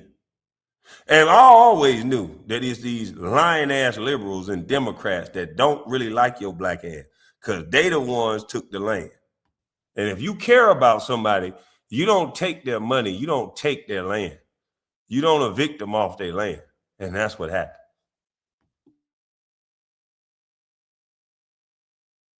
President Andrew Johnson reversed General William T. Sherman's Special Field Order number 15, breaking the promise of 40 acres and a mule to free families. Johnson, aiming to restore white Southern power, ordered the return of 400,000 acres of confiscated coastal land in South Carolina, Georgia, and Florida to their original Confederate owners, evicting roughly 40,000 free people, Democrat donkeys. While 1865, Democrat racist motherfuckers in the South created the KKK. Fresh out of slavery, right? No Democrats opened no HBCUs, not one of them. All of the HBCUs was funded by Republicans, starting like Spelman, John D. Rockefeller, a lifelong Republican, his wife, Laura Spelman, Howard University, the home of Kamala, Letitia James, and Fannie Willis. That was funded by a Republican. Oliver Otis Howard. Let's go. Hampton. Samuel Chapman Armstrong. He wasn't a Republican, but he aligned with Republican ideologies, man. Same shit. Morehouse, William Jefferson White, Republican. And the crazy shit, he was black, but he looked like he was white, but he identified as a black man, a black Republican. Let's move forward. Slavery Democrat, Jim Crow Democrat. Historical records confirm that Southern Democrats, often referred to as redeemers, were the primary architects of Jim Crow laws in the late 19th and early 20th centuries, passing restrictive voter legislation, poll taxes, and segregation policies to reverse civil rights gains. Moving on, in 1906, the Atlanta Race War, the Atlanta Massacre. Yes, the white people who instigated and participated in the 1906 Atlanta Race Massacre was overwhelmingly Democrats. Like during the Jim Crow era, the Democratic Party in Georgia and across the America South operated as the party of white supremacy. They actively worked to politically disenfranchise Black Americans and enforce strict racial segregation. Democrats in the South used to torture the Negro League. Historical records show that the Negro League players in early Black Major League faced severe racism and physical threats in the South, where the political landscape was dominated by Southern Democrats, also known as Dixiecrats, who enforced Jim Crow laws and segregation. Let's keep moving. Arming of Black Wall Street, Democrats. Like in May 2021, ahead of the 100th anniversary of the 1921 Tulsa Race Massacre, the Tulsa County Democratic Party issued a formal statement acknowledging the party's historical involvement in systematic racism, including participation in a massacre that destroyed the Greenwood District, Black Wall Street, Democrats. Local involvement. Tulsa County Democrat Party acknowledged that its members and officials was a part of the mob that destroyed the Greenwood District. Moving right along. I remember Emmett Till, right? Yeah. Democrats. Yes, Roy Bryant and his family were Democrats, which aligned with the overwhelming political norm for white people in Mississippi during that era. Let's go. Trial was a jury of all white men, that Democrat donkeys, not guilty. Crazy. And yet his cousin grew up to be a Democrat donkey. Crazy. Remember Ruby Bridges that had to go through this, the little black girl that had to go through this? Yes, the local and state officials in Louisiana who opposed the desegregation of William Frantz Elementary School in New Orleans in 1960 when Ruby Bridges was 6 years old were Democrats. Democrat mayor at the time, and though the governor couldn't do much, he was Democrat too. Moving along. Sure, all of y'all remember Mississippi burning? Yes, the civil rights workers killed in the famous 1964 Mississippi burning. Murders was killed by Ku Klux Klan members who operated within a system heavily controlled by white supremacist Southern Democrats. Like I told you with John Brown, he won't be the last white person that put their neck on the line for black people. These was the 3 people that was caught in the Mississippi burning, 2 white people, 1 black man. Civil rights. Yes, a higher percentage of Republicans in Congress voted for the major civil rights legislation of 1960s, including the 1964 Act, compared to Democrats. While Democrats held a majority in Congress, they were sharply divided, with most Southern Democrats opposing the legislation. Rights in 1965. Yes, in 1965, the majority of no votes against the Voting Rights Act came from. Now y'all see why I watched this shit so many times and had to Google what he was saying, because it pissed me off. Because everything I was taught that the Republicans did all this. Because I was taught by my aunts and I was taught by everybody around me that was black that there's some party switch that happened. So the Republicans did all this. In our community, the Republicans get credit for all of this shit that he's saying. Because they teach us as black boys that there's some party switch, and that if you are not a Democrat, then you against black people and you damn near racist. So it's a lot of that going on in our community. It's a lot of bullying going on in our community. You can't think for yourself because they'll take your job. They love black people, Black Lives Matter, but they will take your job if you're not a Democrat. And that's why I know most of these people that say they like all inclusive and all this other shit, they are full of shit. I learned a long time ago as a young child that if you don't agree, most people want to destroy you. But just as a man, it's something just don't sit right with me with just worrying about that. How can I love the Lord or believe in God if I'm worried about a man? Fuck all that.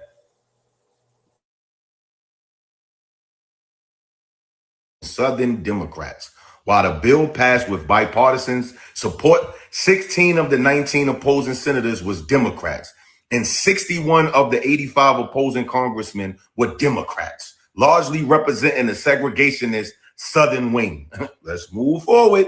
When it comes to welfare, you already know Democrats push that. The Republicans, the total opposite. Republicans argue that government dependency discourages self-reliance. That's simple. As abortions, we already know, Democrat.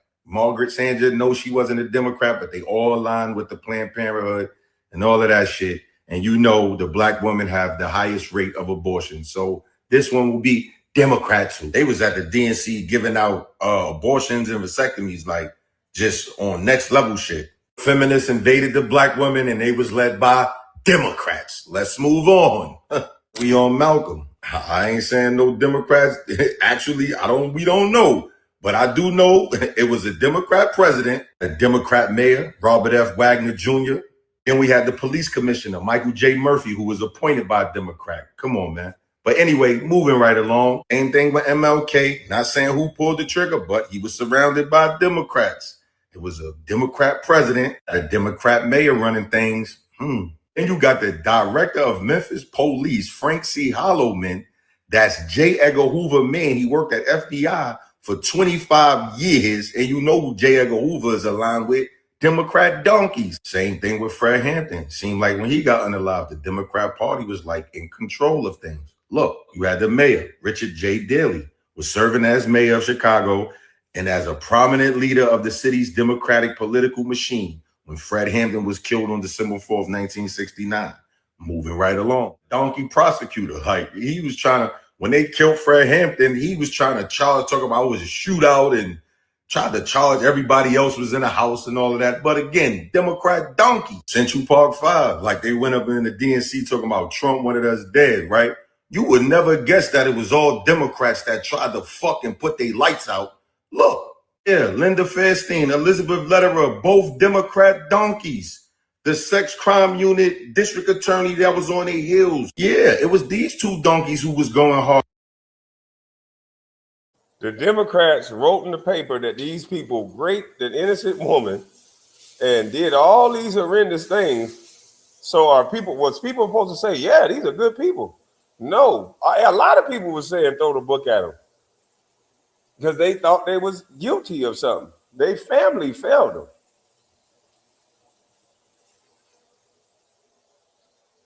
So let's keep going. Or to convict them and accused of misuse of evidence and all of that. These two Democrat donkeys. Oh, but it gets worse. At the time, who was the mayor of the city? Democrat donkey, Ed Koch. This is crazy. Then you had Benjamin Ward, who was the police commissioner, who was appointed by Democrat donkey, Mayor Koch. And then you had the donkey Mario Cuomo as governor. Like, this shit, you can't make this up. They came home, got on stage with Al Sharpton at the DNC and said Trump wanted us dead. Now, what? Did they tell y'all when y'all came to the DNC you can't mention Linda Fairstein for help trying to railroad your life and ruin your life? This Democrat donkey? That's what they told you when you came on that DNC stage? Because all y'all was mentioning was Trump. Trump, Trump, Trump, Trump, Trump. How about Elizabeth Lederer? She was off limits too. They told you at the DNC, y'all can't mention her. Trump, Trump, Trump. Just say Trump. Take this. Say Trump. Did they tell you when you go on that DNC stage, don't mention no Democrat donkeys that had anything to do with your case? Just scream Trump and maybe we could bring you to the table. Come on, man. Let bygones be bygones. That's what happened. Now, this is the guy who was fighting for them and told the whole Black America to hate Trump because he took out an ad to execute 5 young Black men, right? This is the propaganda that they was pushing. Trump spent $85,000 on ads, local newspapers advocating for the death penalty for Central Park 5, right? 5 men who was accused of rape, right? This is what Al Sharpton was saying, right? This what he was doing when they was in jail. This what he was doing. Get him the fuck out of here. The same guy who told the whole Black America to hate Trump for taking out an ad to execute 5 young Black men. This is what he was doing while they was in prison. Are you shitting me? Do y'all call this honor? Somebody that you say took out an ad to execute 5 young Black men, and you told the world list to hate this man, and all you did while they was in prison was in his face skinning and grinning, and the Black community accept him as honorable. Let's move on. So now they come back on stage. Like, what the fuck is wrong with people, man? Like, I'm starting not to understand this shit now. we love liars and fuck niggas, man. I ain't gonna lie. We love it, man. I just can't describe it as nothing else. I'm sorry for YouTube that I couldn't think of a better word. Like, literally, the man was telling people to hate Trump. And if you felt that way about Trump, then why is you skinning and grinning in that man's face when them people was in jail? Did you not read the articles back then? You know about the articles now, but you ain't know about the articles back then, Al. Like, this shit is crazy, man. And then you show it to people and they be like, man, still, man, fuck that shit, Trump racist. It's like, once they get the story out, people can't see nothing different. Man, I understand that, but fuck that shit, man. Trump racist. You don't see how Al playing a game with you? Man, shit, man. Trump racist. All right, God, to be more careful, man. I don't know what's wrong with us, B. And say Trump wanted us dead, and Al Sharpton, they're promoting that. He took out an ad to ask for the execution of 5 young Black men, right? That was accused of raping a woman. Now, look, this is what the ad say. I know most of y'all didn't read it, but I'm going to read it to you. Mayor Koch has stated that hate and rancor should be removed from our hearts. I do not think so. I want to hate these muggers and murderers. They should be forced to suffer when they kill. They should be executed for their crimes. They must serve as examples so that others will think long and hard before committing a crime or an act of violence. Yes, Mayor Koch, I want to hate these murderers and always will. I am not looking to psychoanalyze or understand them. I am looking to punish them. If the punishment is strong, the attacks on innocent people will stop. I recently watched a newscast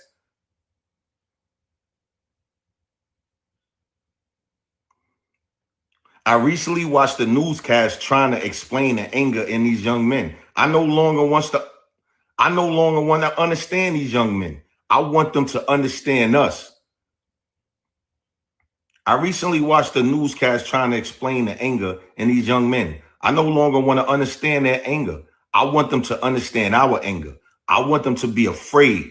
Send a message loud and clear to those who would murder our citizens and terrorize New York. Bring back the death penalty and bring back our police. He never said nothing about Central Park 5. He never said nothing about the victim. He never said nothing about nothing. He was talking about crime, being tough on crime, and they told a lie for 37 years. And he didn't say nothing about color. He's talking about crime. He didn't say if the person was white, let's not kill him or let's not give him leniency. He said, let's punish the people who's gonna have crime on innocent people. That's what most people say today. Hell, that's how we got the 94 crime bill. What did he say different than Bill Clinton? What did he say different than Joe Biden? Well, we always want to get mad about something, boy. But we can't say what he said different. That's how we got them hard on crime laws. They all go to talking like that at some point. They're not going to let you harm innocent people. Years, he asked for the execution of murderers, not rapists. Murderers. That's why I always say, yo, go read it. Show me where they said it. And the bet is I will delete my page, but they never could show me. And then they be acting, you got the nerve to come on the DNC stage and say he wanted us dead. Like if that man was law enforcement or something, like as if his ad had anything to do with Linda Fairstein and Lederer fucking with the evidence. Like the police, the DA and all that was Democrat donkeys.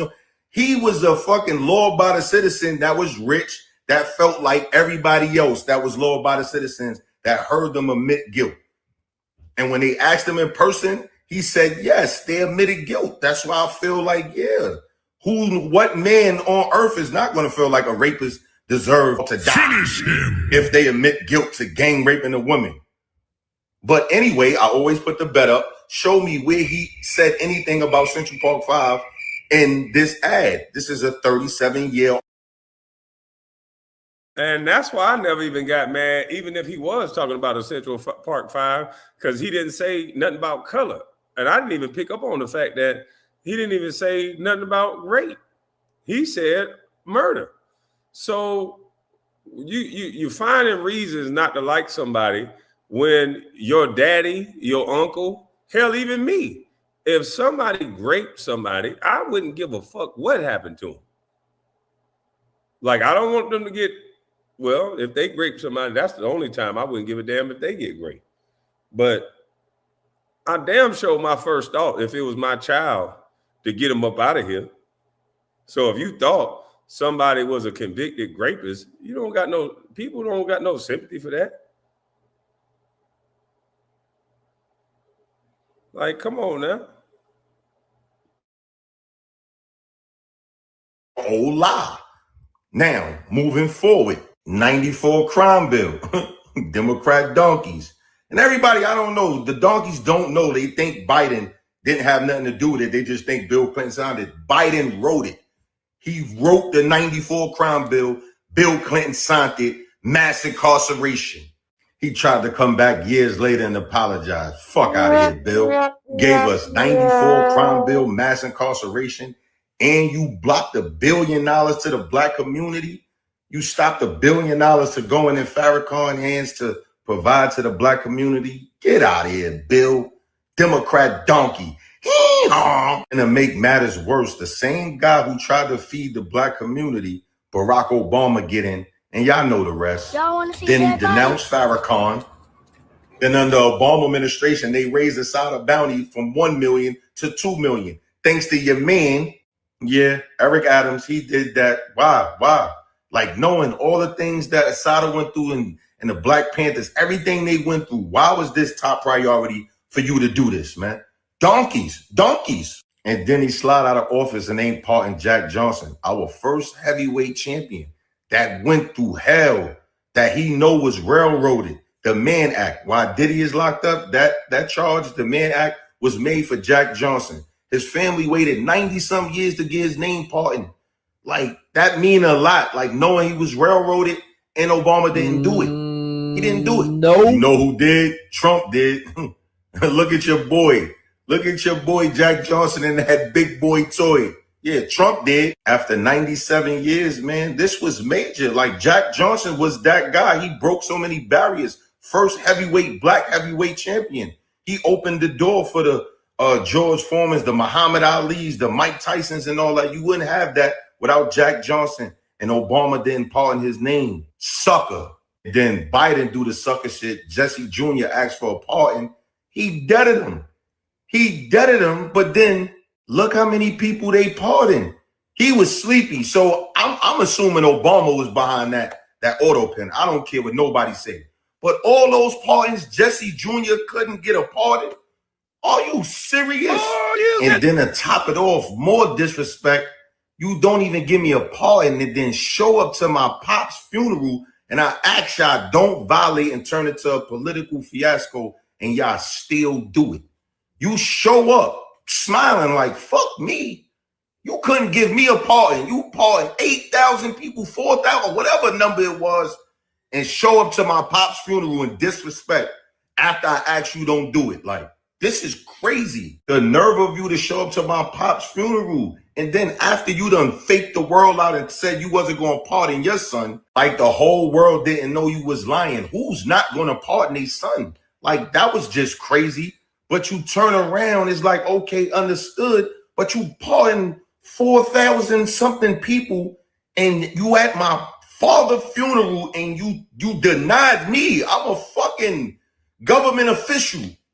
You told me no, this is crazy. And then you turn around and pardon everybody to protect them from Trump, revenge, his vendetta, all of them, right? But you don't pardon the ones that you put on the front line to go after him. Alvin Braggs, Fannie Willis, Letitia James. I wonder why. But donkey shit. This is all donkey shit. Now fast forward with MAGA, you want to talk about the culture. If you want to just talk from the street standpoint of the people who's still in that life, he pardoned the whole culture. If you still in that street lifestyle, it's no way as a black person, you can't be like, yo, what the fuck? Like right now, NBA YoungBoy got this on Smack. He pardoned NBA YoungBoy so YoungBoy could get back on with his life. So probation or parole or nothing could stop him from traveling. Let that man go get his money. Pardoned him, right? Wayne, we talking impact. We talking impact on the culture. From the 80s all the way to now, everybody he pardoned is very impactful on the culture. Kodak Black, you're not going to find no president ever that's disconnected to the culture. Listen up, America. I'm about to break this down, right? Anything cruel or inhumane that was done to black people in America from the time of slavery to this very day, 97% of the time it was done at the hands of Democrats. Walk with me on this journey. Let's go. 1857, Seneca Village. If you don't know what Seneca Village is, it was an all-black community that was destroyed through eminent domain from a Democrat. Right here, Fernando Wood. Thanks to him, Seneca Village was seized from the propaganda he was pushing. He pushed a heavy smear campaign to justify the eviction of roughly 225 residents, mostly free black Americans and Irish immigrants. Local newspapers and politicians labeled the thriving community a shanty town and its residents as squatters or scoundrels. Next, knowing slavery, 98% of the slave owners was Democrat donkeys. Yes, in the lead up to the Civil War, the vast majority of Southern slave owners were affiliated with the Democratic Party. We already know that. Moving right along, 1859, and here come the infamous John Brown trying to save the black slaves. The first person ever executed for treason in the U.S. was put to death for freeing enslaved people. Let me repeat that. The first person ever executed for treason in the U.S. was put to death for freeing enslaved people, a white man. Now, what do we think of that? What do we think of that? What do we think of that? The big switch happened? We're going to have an excuse. We ain't trying to hear that shit. We're going to have an excuse. Every time we going to have an excuse. Propaganda? Okay, I'm going to drop the link. I'm going to drop the link for you, D. Smith, and you tell me what part is propaganda. Because I Googled this stuff. So I want you to show me, come up with your facts and evidence that is propaganda. The link is in the chat. Start your engines, moderator. Start your engines. Get ready to send someone on Spirit.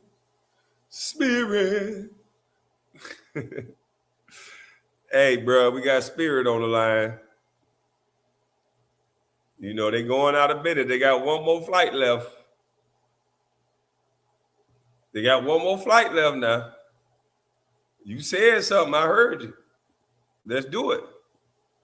Let's get people what they want to see. Let's have an open conversation with no disrespect. We should be able to do that. You love black people, don't you? I know I love me some black people. I love all people. So come on now. Let's get to it, man. Let's have a conversation.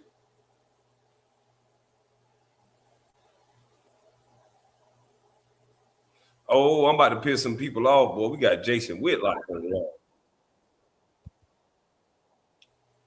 We're gonna see Jason Whitlock perspective in real time over the NAACP. Because Jason Whitlock got a way of making me laugh without trying. This motherfucker saying some crazy stuff. There's a video I saw over Twitter of somebody from the NAACP putting voice to their complaints or their call for action here. They're asking for black athletes to boycott Southern schools. Derek Johnson, the president. Let's pull that clip to put a little context on this whole deal. But they're asking black athletes, college athletes, to avoid going to Southern schools, kind of targeting the SEC and just these schools that are in states where they're doing redistricting maps. This is all coming off of what happened here in Tennessee, where we redid the map and the map doesn't now favor Memphis and them being able to put some white Jewish gay man as the representative of black people. That's been eliminated. And black people are just very upset that for 20 years, they had a white Jewish gay man as the representative in the House. And now they've redrawn the map, and we will no longer have that very black representation from the white Jewish gay man that had served Memphis for so long, for 20 years. Black people, the NAACP, the political class is up in arms about this. They're worried about this happening in Alabama and some of these other states where maps have been gerrymandered and drawn up in a way to favor black voters and basically Democrats. It's not a black thing. It's about favoring Democrats. And so now the NAACP is saying, all right, we're going to fight back by demanding that these black athletes not go to schools in the SEC or schools that have been that are going to be affected by this gerrymandering. Basically, avoid schools in the South. Let's play the clip. In this moment when black representation is under attack, it is important for the CBC to keep in their tradition of being the moral of the Congress, but the moral of conscience of this country. No representation, no revenue. No one black should be on a playing field of institutions that's living off of our labor, and yet in states that are seeking to reinstitute a sharecropping reality. It is not a sharecropper reality. How the hell are we gonna get to a sharecropping reality? What? Man, this guy crazy. You can go your ass back to a sharecropper reality, but I'm not. What? All for their votes, all because they're not gonna be in power. They talking like this. A sharecropper's mentality. Nigga, please.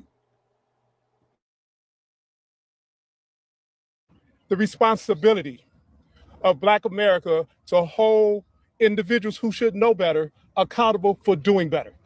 As soon as the United States Congress stand united to ensure our Constitution represent all of us, we will be a better nation as a result. NAACP this morning, in solidarity with the CBC, we are calling on athletes who are coming out of high school. Can you show us the better result because of it? Every time we start talking about the numbers and all what the problem is, you go back to slavery. First, if they redistrict and give you some districts, everything was going to be okay. Then when we ask, what is the results of these districts? You go back to slavery.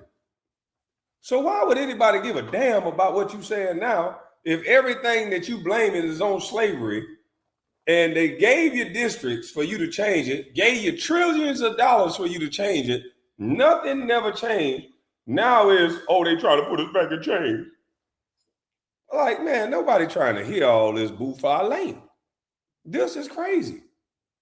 Trillions of dollars later, we still in the same spot. Kids can't read. As a matter of fact, they worse off. Kids can read when I can't. When I graduated, it wasn't until this No Child Left Behind shit started happening.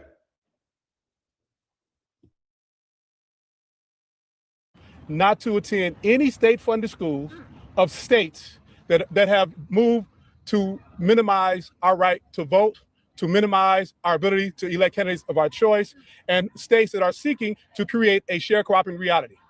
Whether that state be Missouri or Mississippi, whether that state is South Carolina, Georgia, Alabama, Louisiana, Texas, or Florida.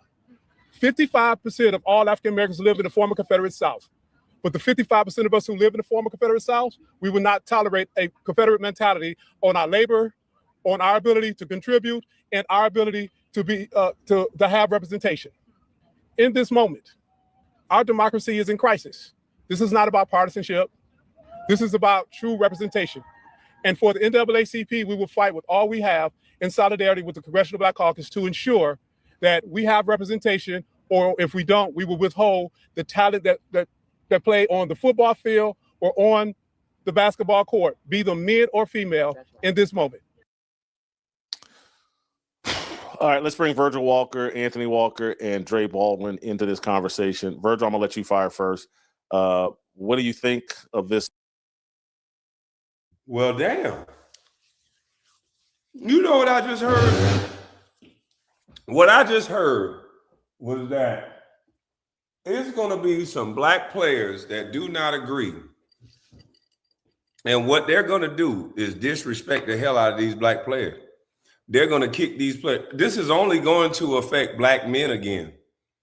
He just spoke in a matter of fact as if everybody was going to agree. He said, we're going to withhold our black players. What if these black players say, no, I'm not. I'm going to go to goddamn University of Florida. Or I'm going to go to Florida State. Why are you going to put that type of pressure on these children? That is some fucked up shit. They are about to ruin and call some black kids coons that and against America, and they're going to use Stephen A.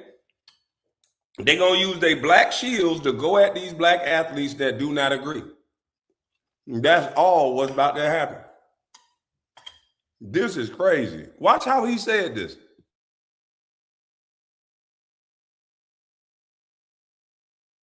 In solidarity with the Congressional Black Caucus to ensure that we have representation, or if we don't, we will withhold the talent that play on the football field or on the basketball court, be them men. Now, how are they going to withhold these black players? So you telling me they're going to start going to the top black athletes all around the world, and then they're going to start disrespecting these people if they don't agree with them? I told y'all we wasn't free. I told y'all we gotta be Democrat. They're gonna go to the top black athletes in the world, and one that agree is gonna be a hero and gonna be a LeBron, and the other one that don't agree, he's gonna be a bust. Watch what I tell you. Watch what I tell you. That's crazy. They are so desperate, they're gonna invoke the children. I think they've been doing this play for the longest. If we don't get our way, we're going to be violent. Vincent Everett Ellison was not wrong. They're not talking about, okay, we did do this in New Hampshire and Virginia. We did do this in certain states. Let's sit down and let's negotiate. Let's talk about this. They just want to get violent. I feel sorry for the black athletes that's about to come up under this shit right here because they're going to disrespect the hell out of these kids. Or female in this moment. All right, let's bring Virgil Walker, Anthony Walker, and Dre Baldwin into this conversation. Virgil, I'm going to let you fire first. What do you think of this plan, ploy, plot? Will it work? The question is, work to what end? Like that's at the end of the day, that's the real question, right? They want players who've worked all their lives to achieve an opportunity to go to a 4-year college of their choice and play football. They want them to be stripped of that opportunity in order to, I guess, hurt the institutions and cause the institutions to capitulate and do what exactly? Like, what's the goal? To bring awareness to what? What the Supreme Court did was to say that identifying Black majority populations and drawing districts around them, recognizing that Blacks for the most part vote 80% Democrat, would dilute that to some degree. I mean, that's what they said is not, they're no longer going to validate that, right? That's an unconstitutional approach. That's what I'm trying to say, that approach of seeing Blacks in a specific geography, marking a line around them, and then establishing that as their ability to be represented is not constitutional. We're no longer going to be judged by the color of our skin, but by the content of character. And as a result, that was voted by the Supreme Court as unconstitutional. So what are the players who are not going to school what is that going to result in? It's not going to overturn anything that the Supreme Court did. It's not going to change the gerrymandering that's been happening on both sides of the political landscape. It's not going to change any of that. So the Black players are to give up all of that for what? It's absolutely unclear, and it makes no sense. We're going to sacrifice our kids for the purpose of politicians maintaining their power. This is ludicrous. I mean, this is absolutely foolish. Anthony, your take. And if those kids don't, their life gonna be a living hell. The Black guy that's gonna be the #1 pick, he better be a Democrat. I see now why LeBron James, Jay-Z, Oprah, all these A-list people, I see why now they're Democrat. Because they money on the line, their reputation. Hell, damn near everything is on the line if you don't capitulate with these Democrats.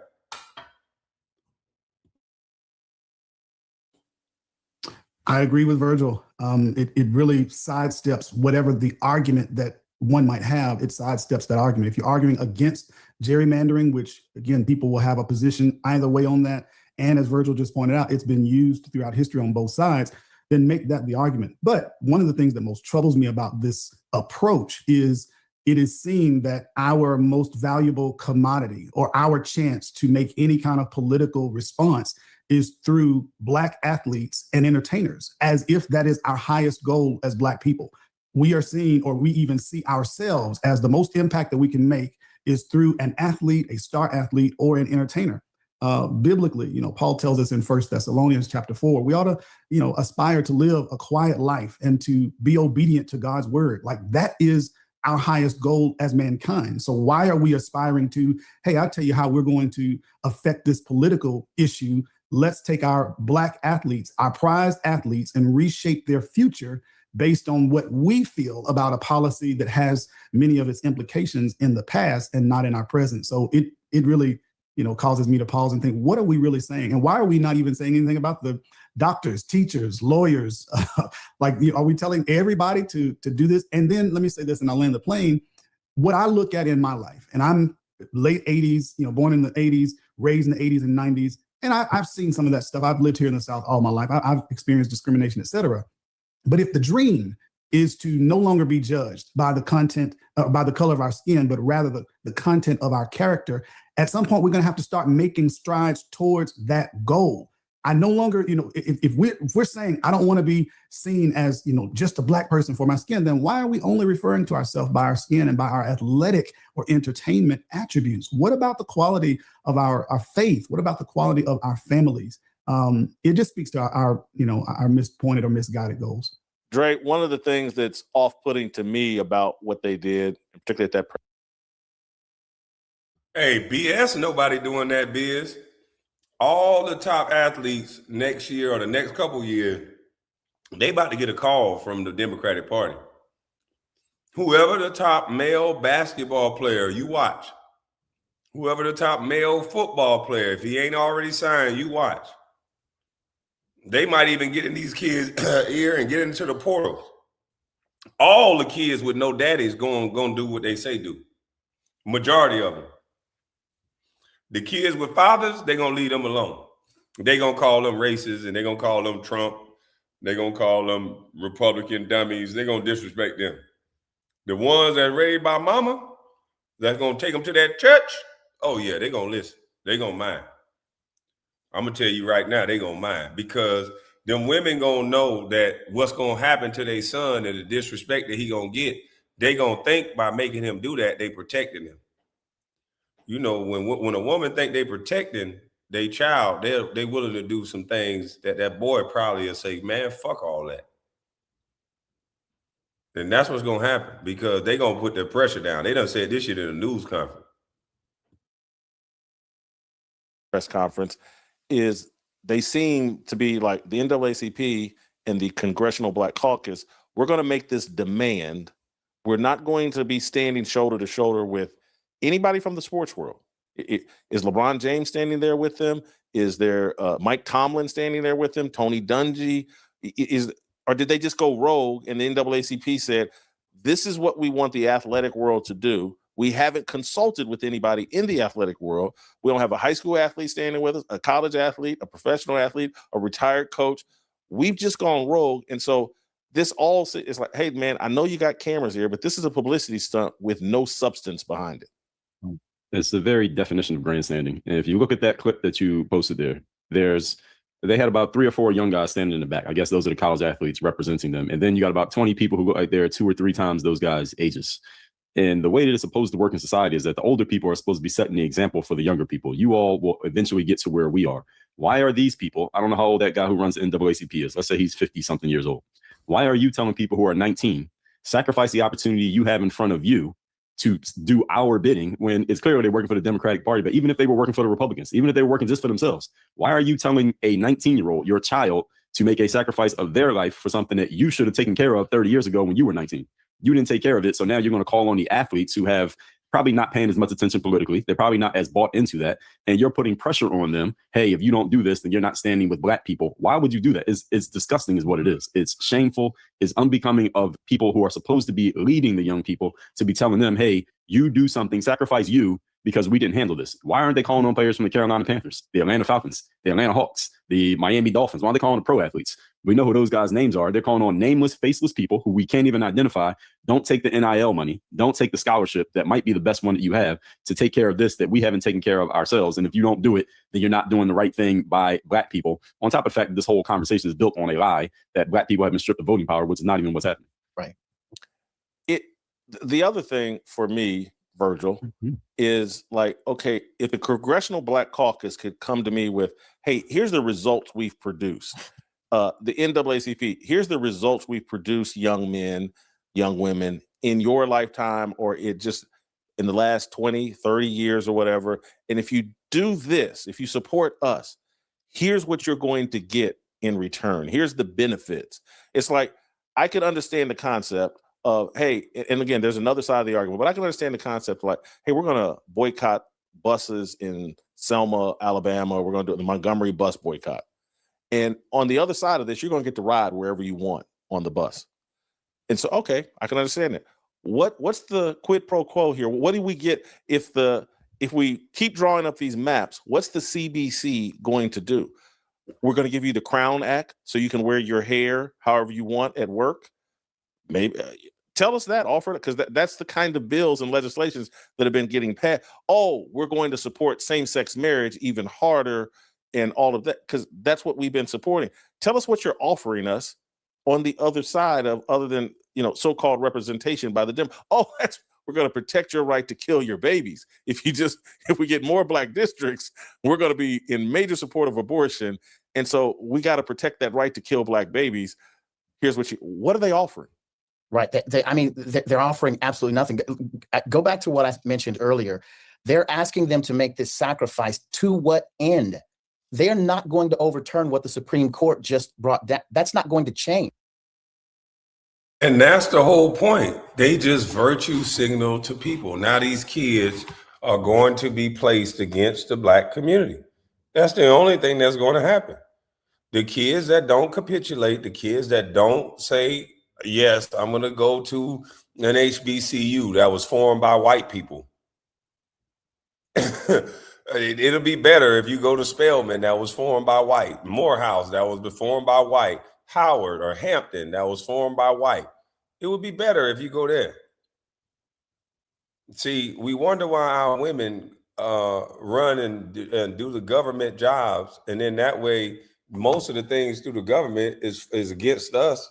And so us men, we got to start creating jobs. Stop keeping the damn money phone in your hand.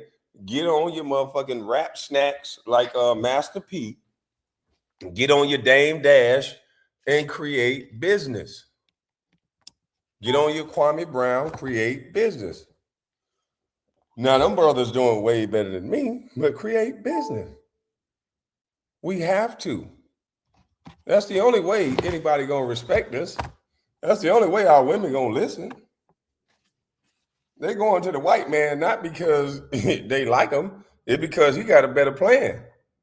He got the power, he got the money, he got the infrastructure. So if she say fuck you, then our women can talk loud and say F the white man, but then they go take the government job. That's because we ain't build nothing for them. We can't say we bosses because most of us niggas ain't no bosses. Don't own a damn thing. We make money and call ourselves bosses through the check that we make from our boss. And everybody can't be a boss. We understand that, but those who can, they should. And they should give out jobs, and those men should turn themselves into bosses, no matter how you start. And then we always got a younger generation. They always tell us some bullshit. Everybody can't be a boss. Bullshit. Everybody need a service. Motherfucker, you cut grass and that's your business, you a boss. You cut hair and that's your business, you a boss. Motherfucker, if you good at wrapping sandwiches and that's your sandwich shop, nigga, you a boss. The Italian man don't ever think he got to be a superstar or a celebrity. The Italian man open up a restaurant, cook his mama goddamn pasta, and make one of the best restaurants in New York City. Some of the biggest gangsters are cooks anyway. Hell, when they go to jail, they get their practice, and then they get out and they open up restaurants. That's the only way they find peace, in the back of a restaurant.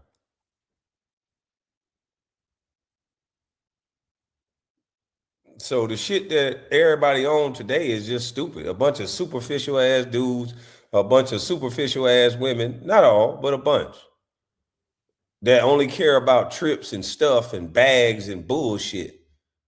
Bitch, can you cook some biscuits from scratch? If I get sick, do I got to go to the stove? Can you, did your grandma teach you one of them old school remedies?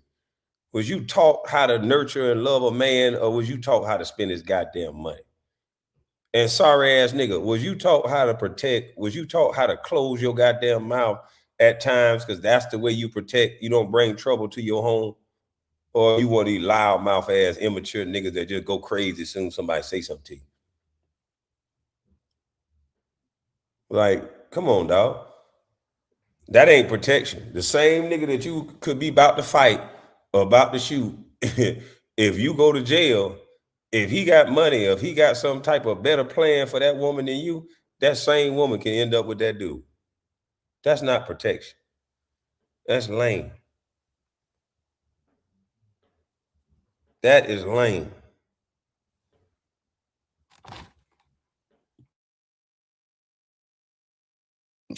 The Supreme Court has looked at what's happening and said that's the habit of drawing districts on the basis of majority minority groups alone as a criteria for quote unquote black representation.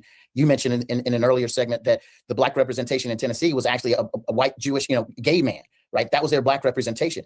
But what the Supreme Court said is making the decision to draw maps based upon a majority minority area is not a sufficient criteria to keep doing things that way. You're going to have to make a better charge, a better claim that there was a misrepresentation by these people, and so they'll redraw the maps. The NAACP comes along and says, "You got it. You student athlete have to stand with us.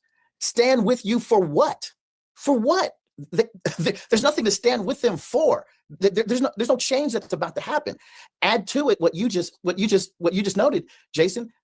They're not getting it. Like what democratically majority run city is doing so much better now that it's had black representation. Is Chicago all of a sudden not a murderous capital? DC prior to Trump, is that now all a beautiful place because of the Democrats?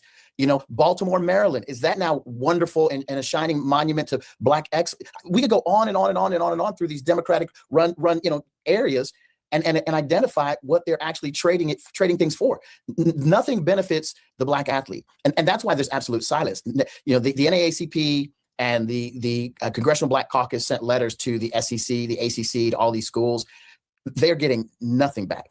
And rightfully so, because they've offered absolutely nothing as a result of their time in office at all whatsoever. Anthony, I know you're young, but you've been preaching and leading a church for a long time. At one time, if you go back into the 50s and 60s and 40s, or whenever the NAACP was founded, there was a close connection between the NAACP and the church, the black church.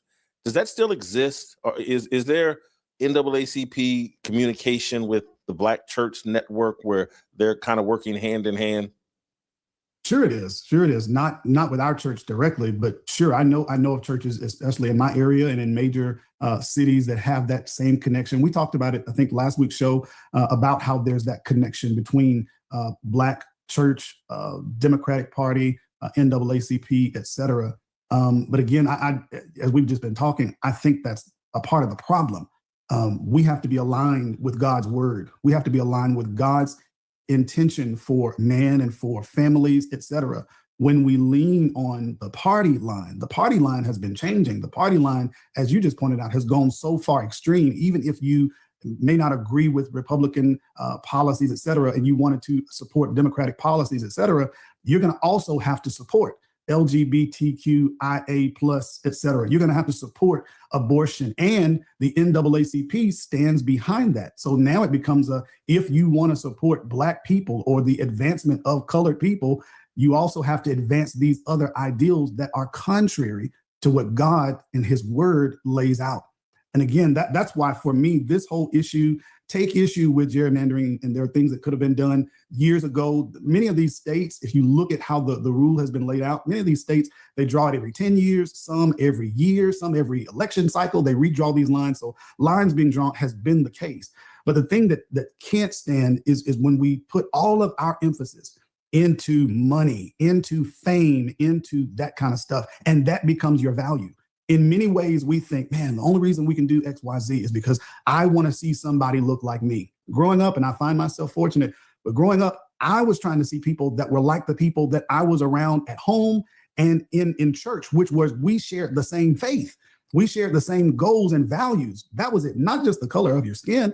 Everybody that I played with on my street, I didn't have the same color of my skin, but we thought alike. We grew up in the same area. We had some of the same ideals. But when you only lean into representation, it offers Satan in particular the idea to say, oh, this is all you want. You just want to see people look like you. Well, let me slide in all of these other things that goes completely against your values. But we got. Hello. And that's what we've been getting. All we get is people that look like you, but they don't got the moral compass as you. They don't think like you. Hell, some of them don't even like you. But yet and still, that's what we want. Somebody that looks like you. Oh, you like this celebrity, you like this rapper, et cetera. Well, they're out on the lines talking about you need to vote this way. And then, as Dre just pointed out, which I think is very powerful, then you get Black leadership to say, hey, athletes, pull out. We're not doing any of this. Where was anybody saying that when, transgenders are reading to our kids in schools? Where was anybody saying, hey, as long as this kind of stuff is going on, we're not sending our kids, we're not doing? No, we supported that stuff. So that's where, with any of this, stuff, I pull out, especially at our church, and we just got to stand on God's word, because all of this stuff is going in a way that's contrary to what God's word is laying out. Dre, I think this could really further expose how out of touch and how irrelevant and how useless the NAACP is. And young people, I can imagine young athletes laughing. Hold on. I'm getting offered $300,000, $500,000, $700,000 to go play a sport at something I've been dreaming about at a university and have this. I just have to think the athletes are laughing at this proposal, and that the NAACP is actually pointing out its insanity and its uselessness, and that they've long outlived their purpose, that organization has. I think most athletes don't even know that this is happening. I don't think they even know what the NAACP has to say. On top of that, Jason, are there not CEOs, doctors, lawyers, professionals who live in these same places? Right. Why is the NAACP not calling on those people to pull themselves, their families, and their businesses out of the cities? People who are around the ages of the people who are on the stage at that press conference. Why are they choosing to pick on 18 and 19-year-olds who, again, may not even be politically active or even care about this stuff? Why are they calling on them? And I don't know, I guess it's a strategic, if you want to call this strategic and give them that much credit, but it's just very disingenuous again. And I don't think the athletes are even paying attention. I don't think there's a single athlete. I don't think those young men in that press conference, maybe they don't have NIL deals on the table to even pass up. I don't think any athlete with offers from any of these southern state schools that they're offering them serious money, a serious opportunity, even know that this conversation even happened. I think you're right. Virgil, go ahead, chime in, or final thoughts. A couple of things across the last two comments. I think he's spot on. I don't think these student athletes have a clue that's going on. The schools do. And what this is, it's just representative. It's the same old playbook. It is the playbook of shakedown, right? You look at college athletic sports across the country, it's a multi-billion-dollar.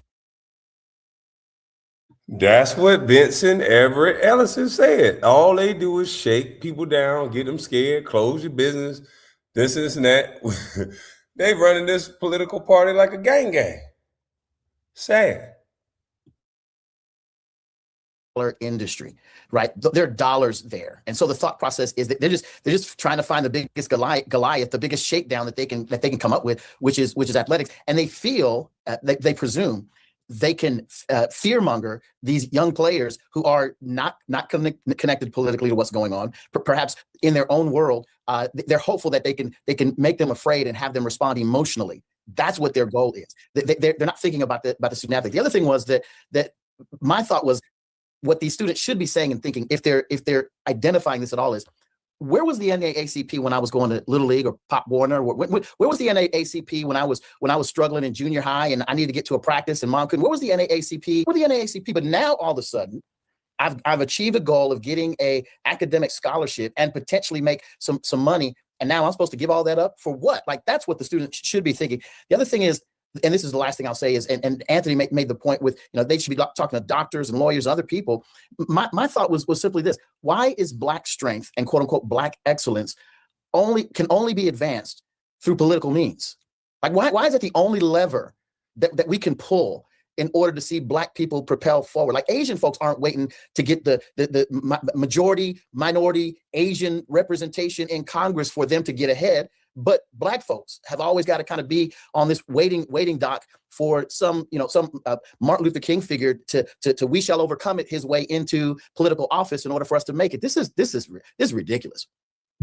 Jason, Dre, Virgil, y'all may know this. I don't know too much about the depth of how far this goes, but is there also a part of this that is asking the athletes to not go to any schools in these states, or is it state schools? It's just the state schools. Okay. Yeah. Okay. So not the HBCUs in the same states. No, they exclude the HBCUs. Okay. Yeah. That tells you all you need to know. Anthony, land the plane with a prayer, please. Let's pray. Father God, we're thankful for your word, your will, and your way. And Father, as we discuss these things today, Father, help us to always turn back to you and what you would have us to do. Father, we're discussing things that deal with representation as it relates to skin color. But Father, you tell us in your word that we are yours because you have bought us with your own blood. In Jesus Christ, you have paid for our sins in blood. So because of that, Father, we owe you our very lives, our very existence. Help us to keep that mindset. Father, we pray for those that are listening and that they may hear the truth of your will and your way. We thank you in Christ's name. Amen. Amen. I'm going to let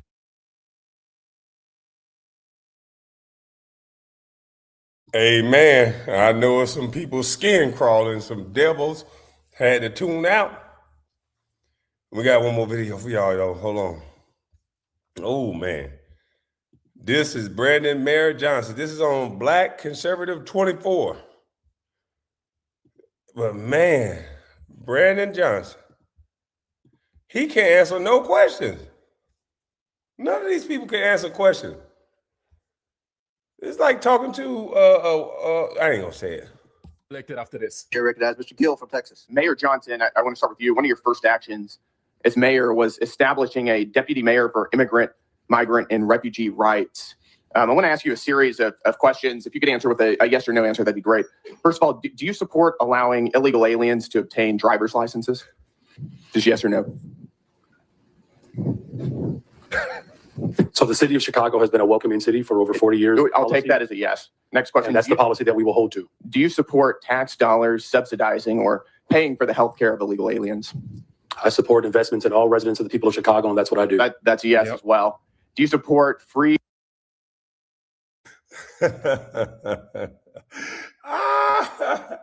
Boy, they be electing these weenie dogs. Let you up. You got a lot to say. Hold on. Let me drop the link. Man, these weenie dogs, man. God, dog. Yo, that's crazy. Simple question. Yes, you like them immigrants more than you like anybody. That's why Chicago bankrupt right now. Instead of being able to be real and say, man, I was wrong. No, he want to double down.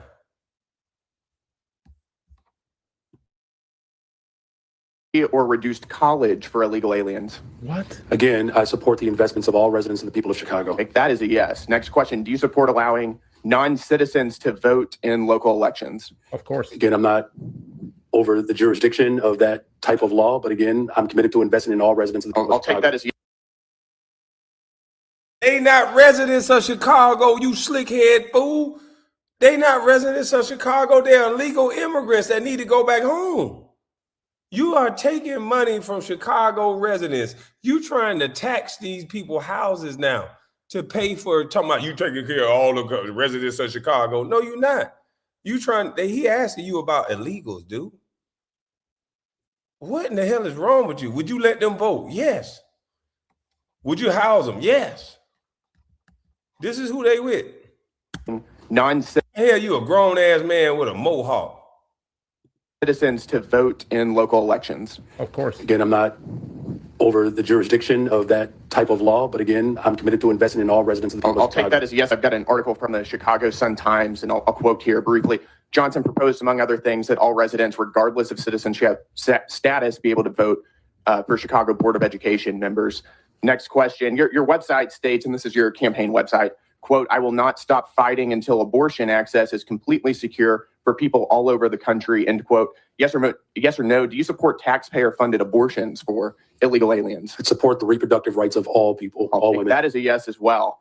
Your mayoral transition website mentioned support for creating a Chicago Board of Education non-citizen advisory board. Again, yes or no, do you support appointing non-citizens to government advisory boards? I was invited here today to discuss welcoming cities. Yes or no? I was invited here to discuss welcoming cities. This is a yes or no. This dude is a shame.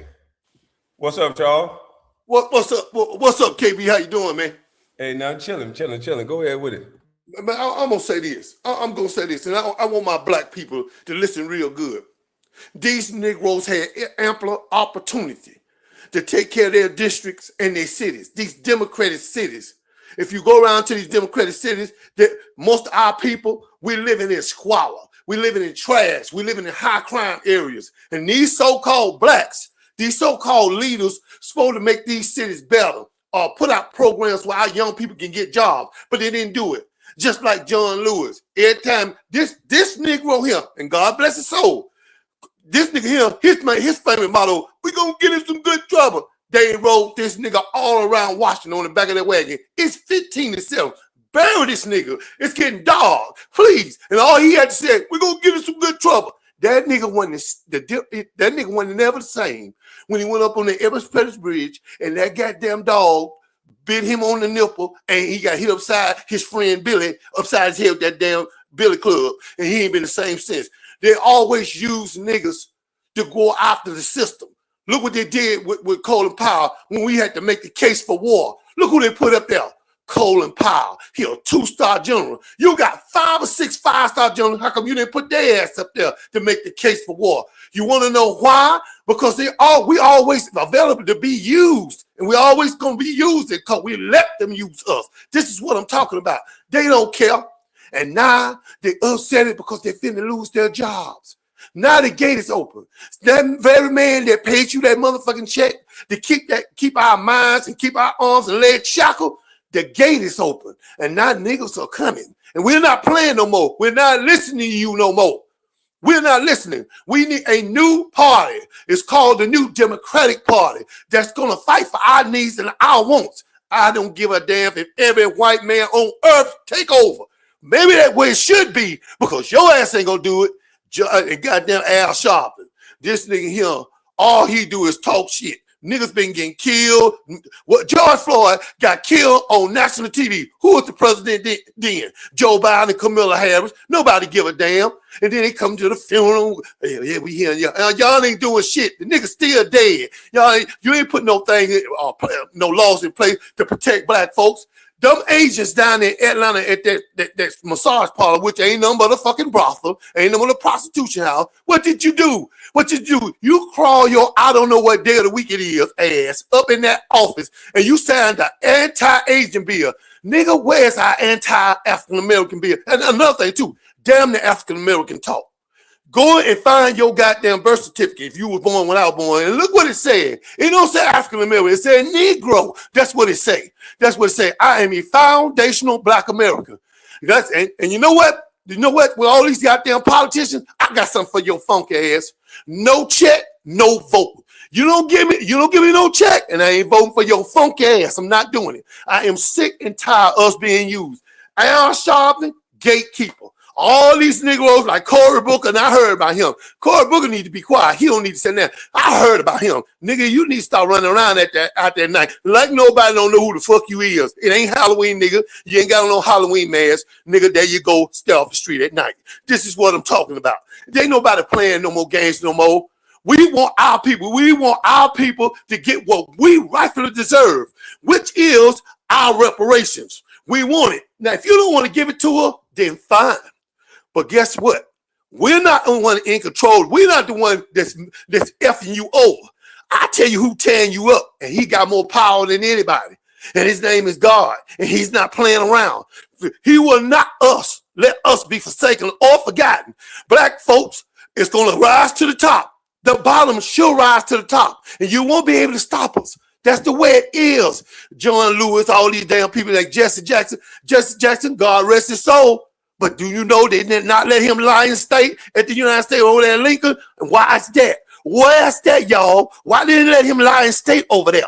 He had to go to a state capital. Why? This is not a game no more. And Martin Luther King, he meant well. Lord knows he did.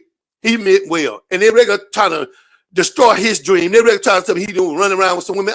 All that goddamn walking, hell, I'd have grabbed me 2 women too. Hell, I'm tired. I ain't seen my wife in 15 goddamn years. I'd have went on grab me 2. Goddamn it. Hey, I'm a human being, ain't I? Now, would it be different if I went and grabbed a man? This is what I'm talking about. So I don't want to hear that about his escapades. I give a damn. But when he walked out there on that goddamn, out on the Lorraine Motel, everybody got the hell out the way when that bullet came, did it? I don't give a damn. We always be willing to get used. Kevin Hart sitting at this roast, and they regular saying underhand racist jokes. And he ain't gonna never say that with his thick ass. He ain't gonna never say that. You know why? Because this nigga here got a life that most of us won't even be able to live. So he don't care if they call him a nigga. They don't care. He don't care if they call him anything else. He don't care because he living a lifestyle that we can only dream of. These niggas are sellouts, turncoats, and cutthroats. This is what they are. I don't care. And I'm gonna say this, and maybe this might lose me some points. And I'm gonna say this. I come on this show because I love KB, not just as a friend. I love him as a brother. And we come with love, it's got to be fucking respect. And I'm gonna wipe my fucking feet off before I come on this show. Let me tell you something. I don't give a damn what y'all say at this point. You got a ticket coming in 2028 called J.D. Vance and Marco Rubio. Nigga, the ticket can't be beat. Because there's one thing about Latino Mexicans, dumb brothers and sisters. They going to support their own. I don't give a damn what the hell going on. I don't like him, but I'm gonna vote for him. This is what I'm talking about. They're gonna win the White House, and you're gonna be in the same damn predicament. So watch this, Cory Booker. You better be careful in being used, brother. Because when it's time to crash and burn, and it's time for you to go with that man with that cul-de-sac on his head, with that axe in his hand, I'm going to tell you something. Ain't nobody going to save your ass. I'm going to tell you that right there, Negro. This is what it is. I am sick of going to these Democratic cities. I see trash growing out the ground. Who the hell are playing trash? You can't eat no goddamn trash, but they growing this shit. This is what I'm talking about. I am sick and tired of our black people being stepped on, walked on. I am tired of us being the last one to come through the door. Every time I look around, you had a brother down there in Dallas down there. They supposed to give this nigga a negotiator, shooting it out with the police. And the thing said, hey, you got to do the police thing. You got to get him a negotiator. No, that ain't what that nigga did. Now, ain't what that nigga did. The chief of police, he gave that nigga a bomb and he killed that nigga. This is what I'm talking about. Because if it had been a white boy, they said, Tom, come on now. We love your family, love you. See, oh, now you want to talk business with him. Well, you want to blow us the fuck up. This is what I'm talking about. I don't care what them niggas said at that caucus. The black caucus don't give a shit. And I said this and I said it again. They don't give a shit about black people. Do you hear me? These niggas staying in 5-star hotels. They flying on private planes while you out there fighting the good fight. And do you hear me? Niggas falling all out in the sun. They ain't got no Gatorade. Niggas putting on different deodorant. Who the fuck didn't take a bath? Niggas smelling it. Everybody smelling different. Don't ring your fella the fuck out because this nigga bathed, but the other one did. Now I'm sick because I don't smell somebody I don't need to smell. This is what I'm talking about, man. I am sick and tired of my black people getting done wrong. So mind you this, Democrats, the election is coming again. And guess what? I'm going to vote straight Republican ticket. You want to know why? Because you can't do shit about it. That's why. See? And you want to do something? You can't. You know why? Because you're over there and I'm over here. And that's why I know I'm going to do what I'm going to do. Because you will do right about us. You're going to listen to us. We are taking, the teachers are teaching our children bullshit. And then I go in the bathroom. I can't use the bathroom because I'm scared. If that's a woman or a man, or you got some dust in your eye. Hell no, I ain't got no dust in my eyes, Negro. This is what I'm dealing with. I got to deal with this. How is transgender and all this stuff gonna be more than our people? I respect the gay community. I got no problem with them. But even the gay community said, now, goddamn it, that's enough, goddamn it. That's enough. Y'all done went too goddamn far. This is what I'm talking about. So I say this to you, KB. I appreciate you, man. I respect you, man. I love you, man. But you know, like I know, ain't nobody finna be playing in the NBA and don't work hard all their life to go fooling with the black caucus right now. Nigga, I'm telling you, all you NFL guys, you NBA guys, nigga, keep playing. Nigga, keep shooting them threes. Nigga, keep running that touchdown. Do not fool with this Negro. Because I'm going to tell you, your ass going to be down at the Kit Kat Club, down there serving drinks if you fuck with this. Let us handle it. We'll take care of niggas, score some points this week. And that's all I got to say, player. Salute to you, Uncle Charles. Hey, man, I've been over here dying, motherfucking laughing, man. Goddamn Charles crazy as hell, man. Oh, Lord. Hey, man, I got to get myself together. I'm going to play the video. We're interested in asking questions about the welcoming city. I'm happy to answer those questions. No, we're going to move on. As you know, President Trump, unlike the previous administration, has taken serious action to bring foreign criminal gangs to justice, to take our border back and to restore public safety in our communities. He designated 8 transnational criminal organizations and cartels as foreign terrorist organizations. These are groups like Tren de Aragua, MS-13, Sinaloa, other of some of the most grotesque and ruthless and brutal organizations in the world. You, as mayor of a sanctuary city, have been virtually giving favors to illegal aliens. Apparently, you support an enormous amount of taxpayer resources going to them as well. But you yourself have also received a lot of gifts. And for those of you who don't know, Mayor Johnson has a secret gift room that is not given access to the public or for access to the Office of Inspector General. I'd like to ask you a couple questions about that. Do you know everyone who's given you a gift since you became mayor? The city of Chicago has had a policy for 40 years yes or no question. where there are individuals that would like to give gifts to I'm the reclaiming city of my Chicago, time. I'm going to take that. and we do not accept those when did gifts. you We become receive mayor? them on No, I'm going to behalf reclaim my time of the city here. of Chicago. You're not going to filibuster here. When did you become mayor? I was elected mayor of the city of Chicago in April of 2023, and I was sworn in May 15th on June of 12th, 2023. On June 12th, 2023, you received Hugo Boss cufflinks and a personalized Mont Blanc pin. Do you know who gave you those? So I did not receive those personally. The city of Chicago received those on behalf, and that's right, on behalf of the city of Chicago. As every mayor in the history of Chicago who has provided gifts to the city of Chicago. Do you know who gave those to the city of Chicago? Is the city of Chicago gonna be able to wear them, or your motherfucking ass gonna be able to wear them? Like, come on, man, stop this. They trying to ask real questions. He talking about they gave them to the city of Chicago, but he the one walk around with them on. Come on, man, we all know the game. But I wouldn't have said nothing either, man. You played cool, boy. You doing a good job on the 52 fake out. That nigga ain't saying nothing. Man. So again, on behalf of the city of Chicago, It's a yes or no question. I do not accept. Those are not my personal gifts. You don't know. Those are the gifts of the city of Chicago, and that's why you are aware that they exist, because they're within the law. Here, sir. On March 18th, 2024, you received a Gucci tote bag. Do you know who gave you that? Gave the city of Chicago that? Again, I was here and I was invited. I'll also take that as no. on March 19th, 2024, welcoming city. I'm happy to answer any of those questions. A Vinci bag, a Kate Spade purse, and Carucci shoes. Do you know who gave the city of Chicago those? Again, I was brought. I'll take that as no. I'm reclaiming my time to respond. Here, sir. I am reclaiming my time. Chicago. This raises serious ethical concerns. You're providing an enormous amount of aid to illegal aliens, aiding and abetting criminals who have come into our country illegally. And you yourself are receiving an enormous amount of gifts, and you won't even tell us who they're coming from. That raises time is up. Serious ethical concerns. We have a 5-minute rule.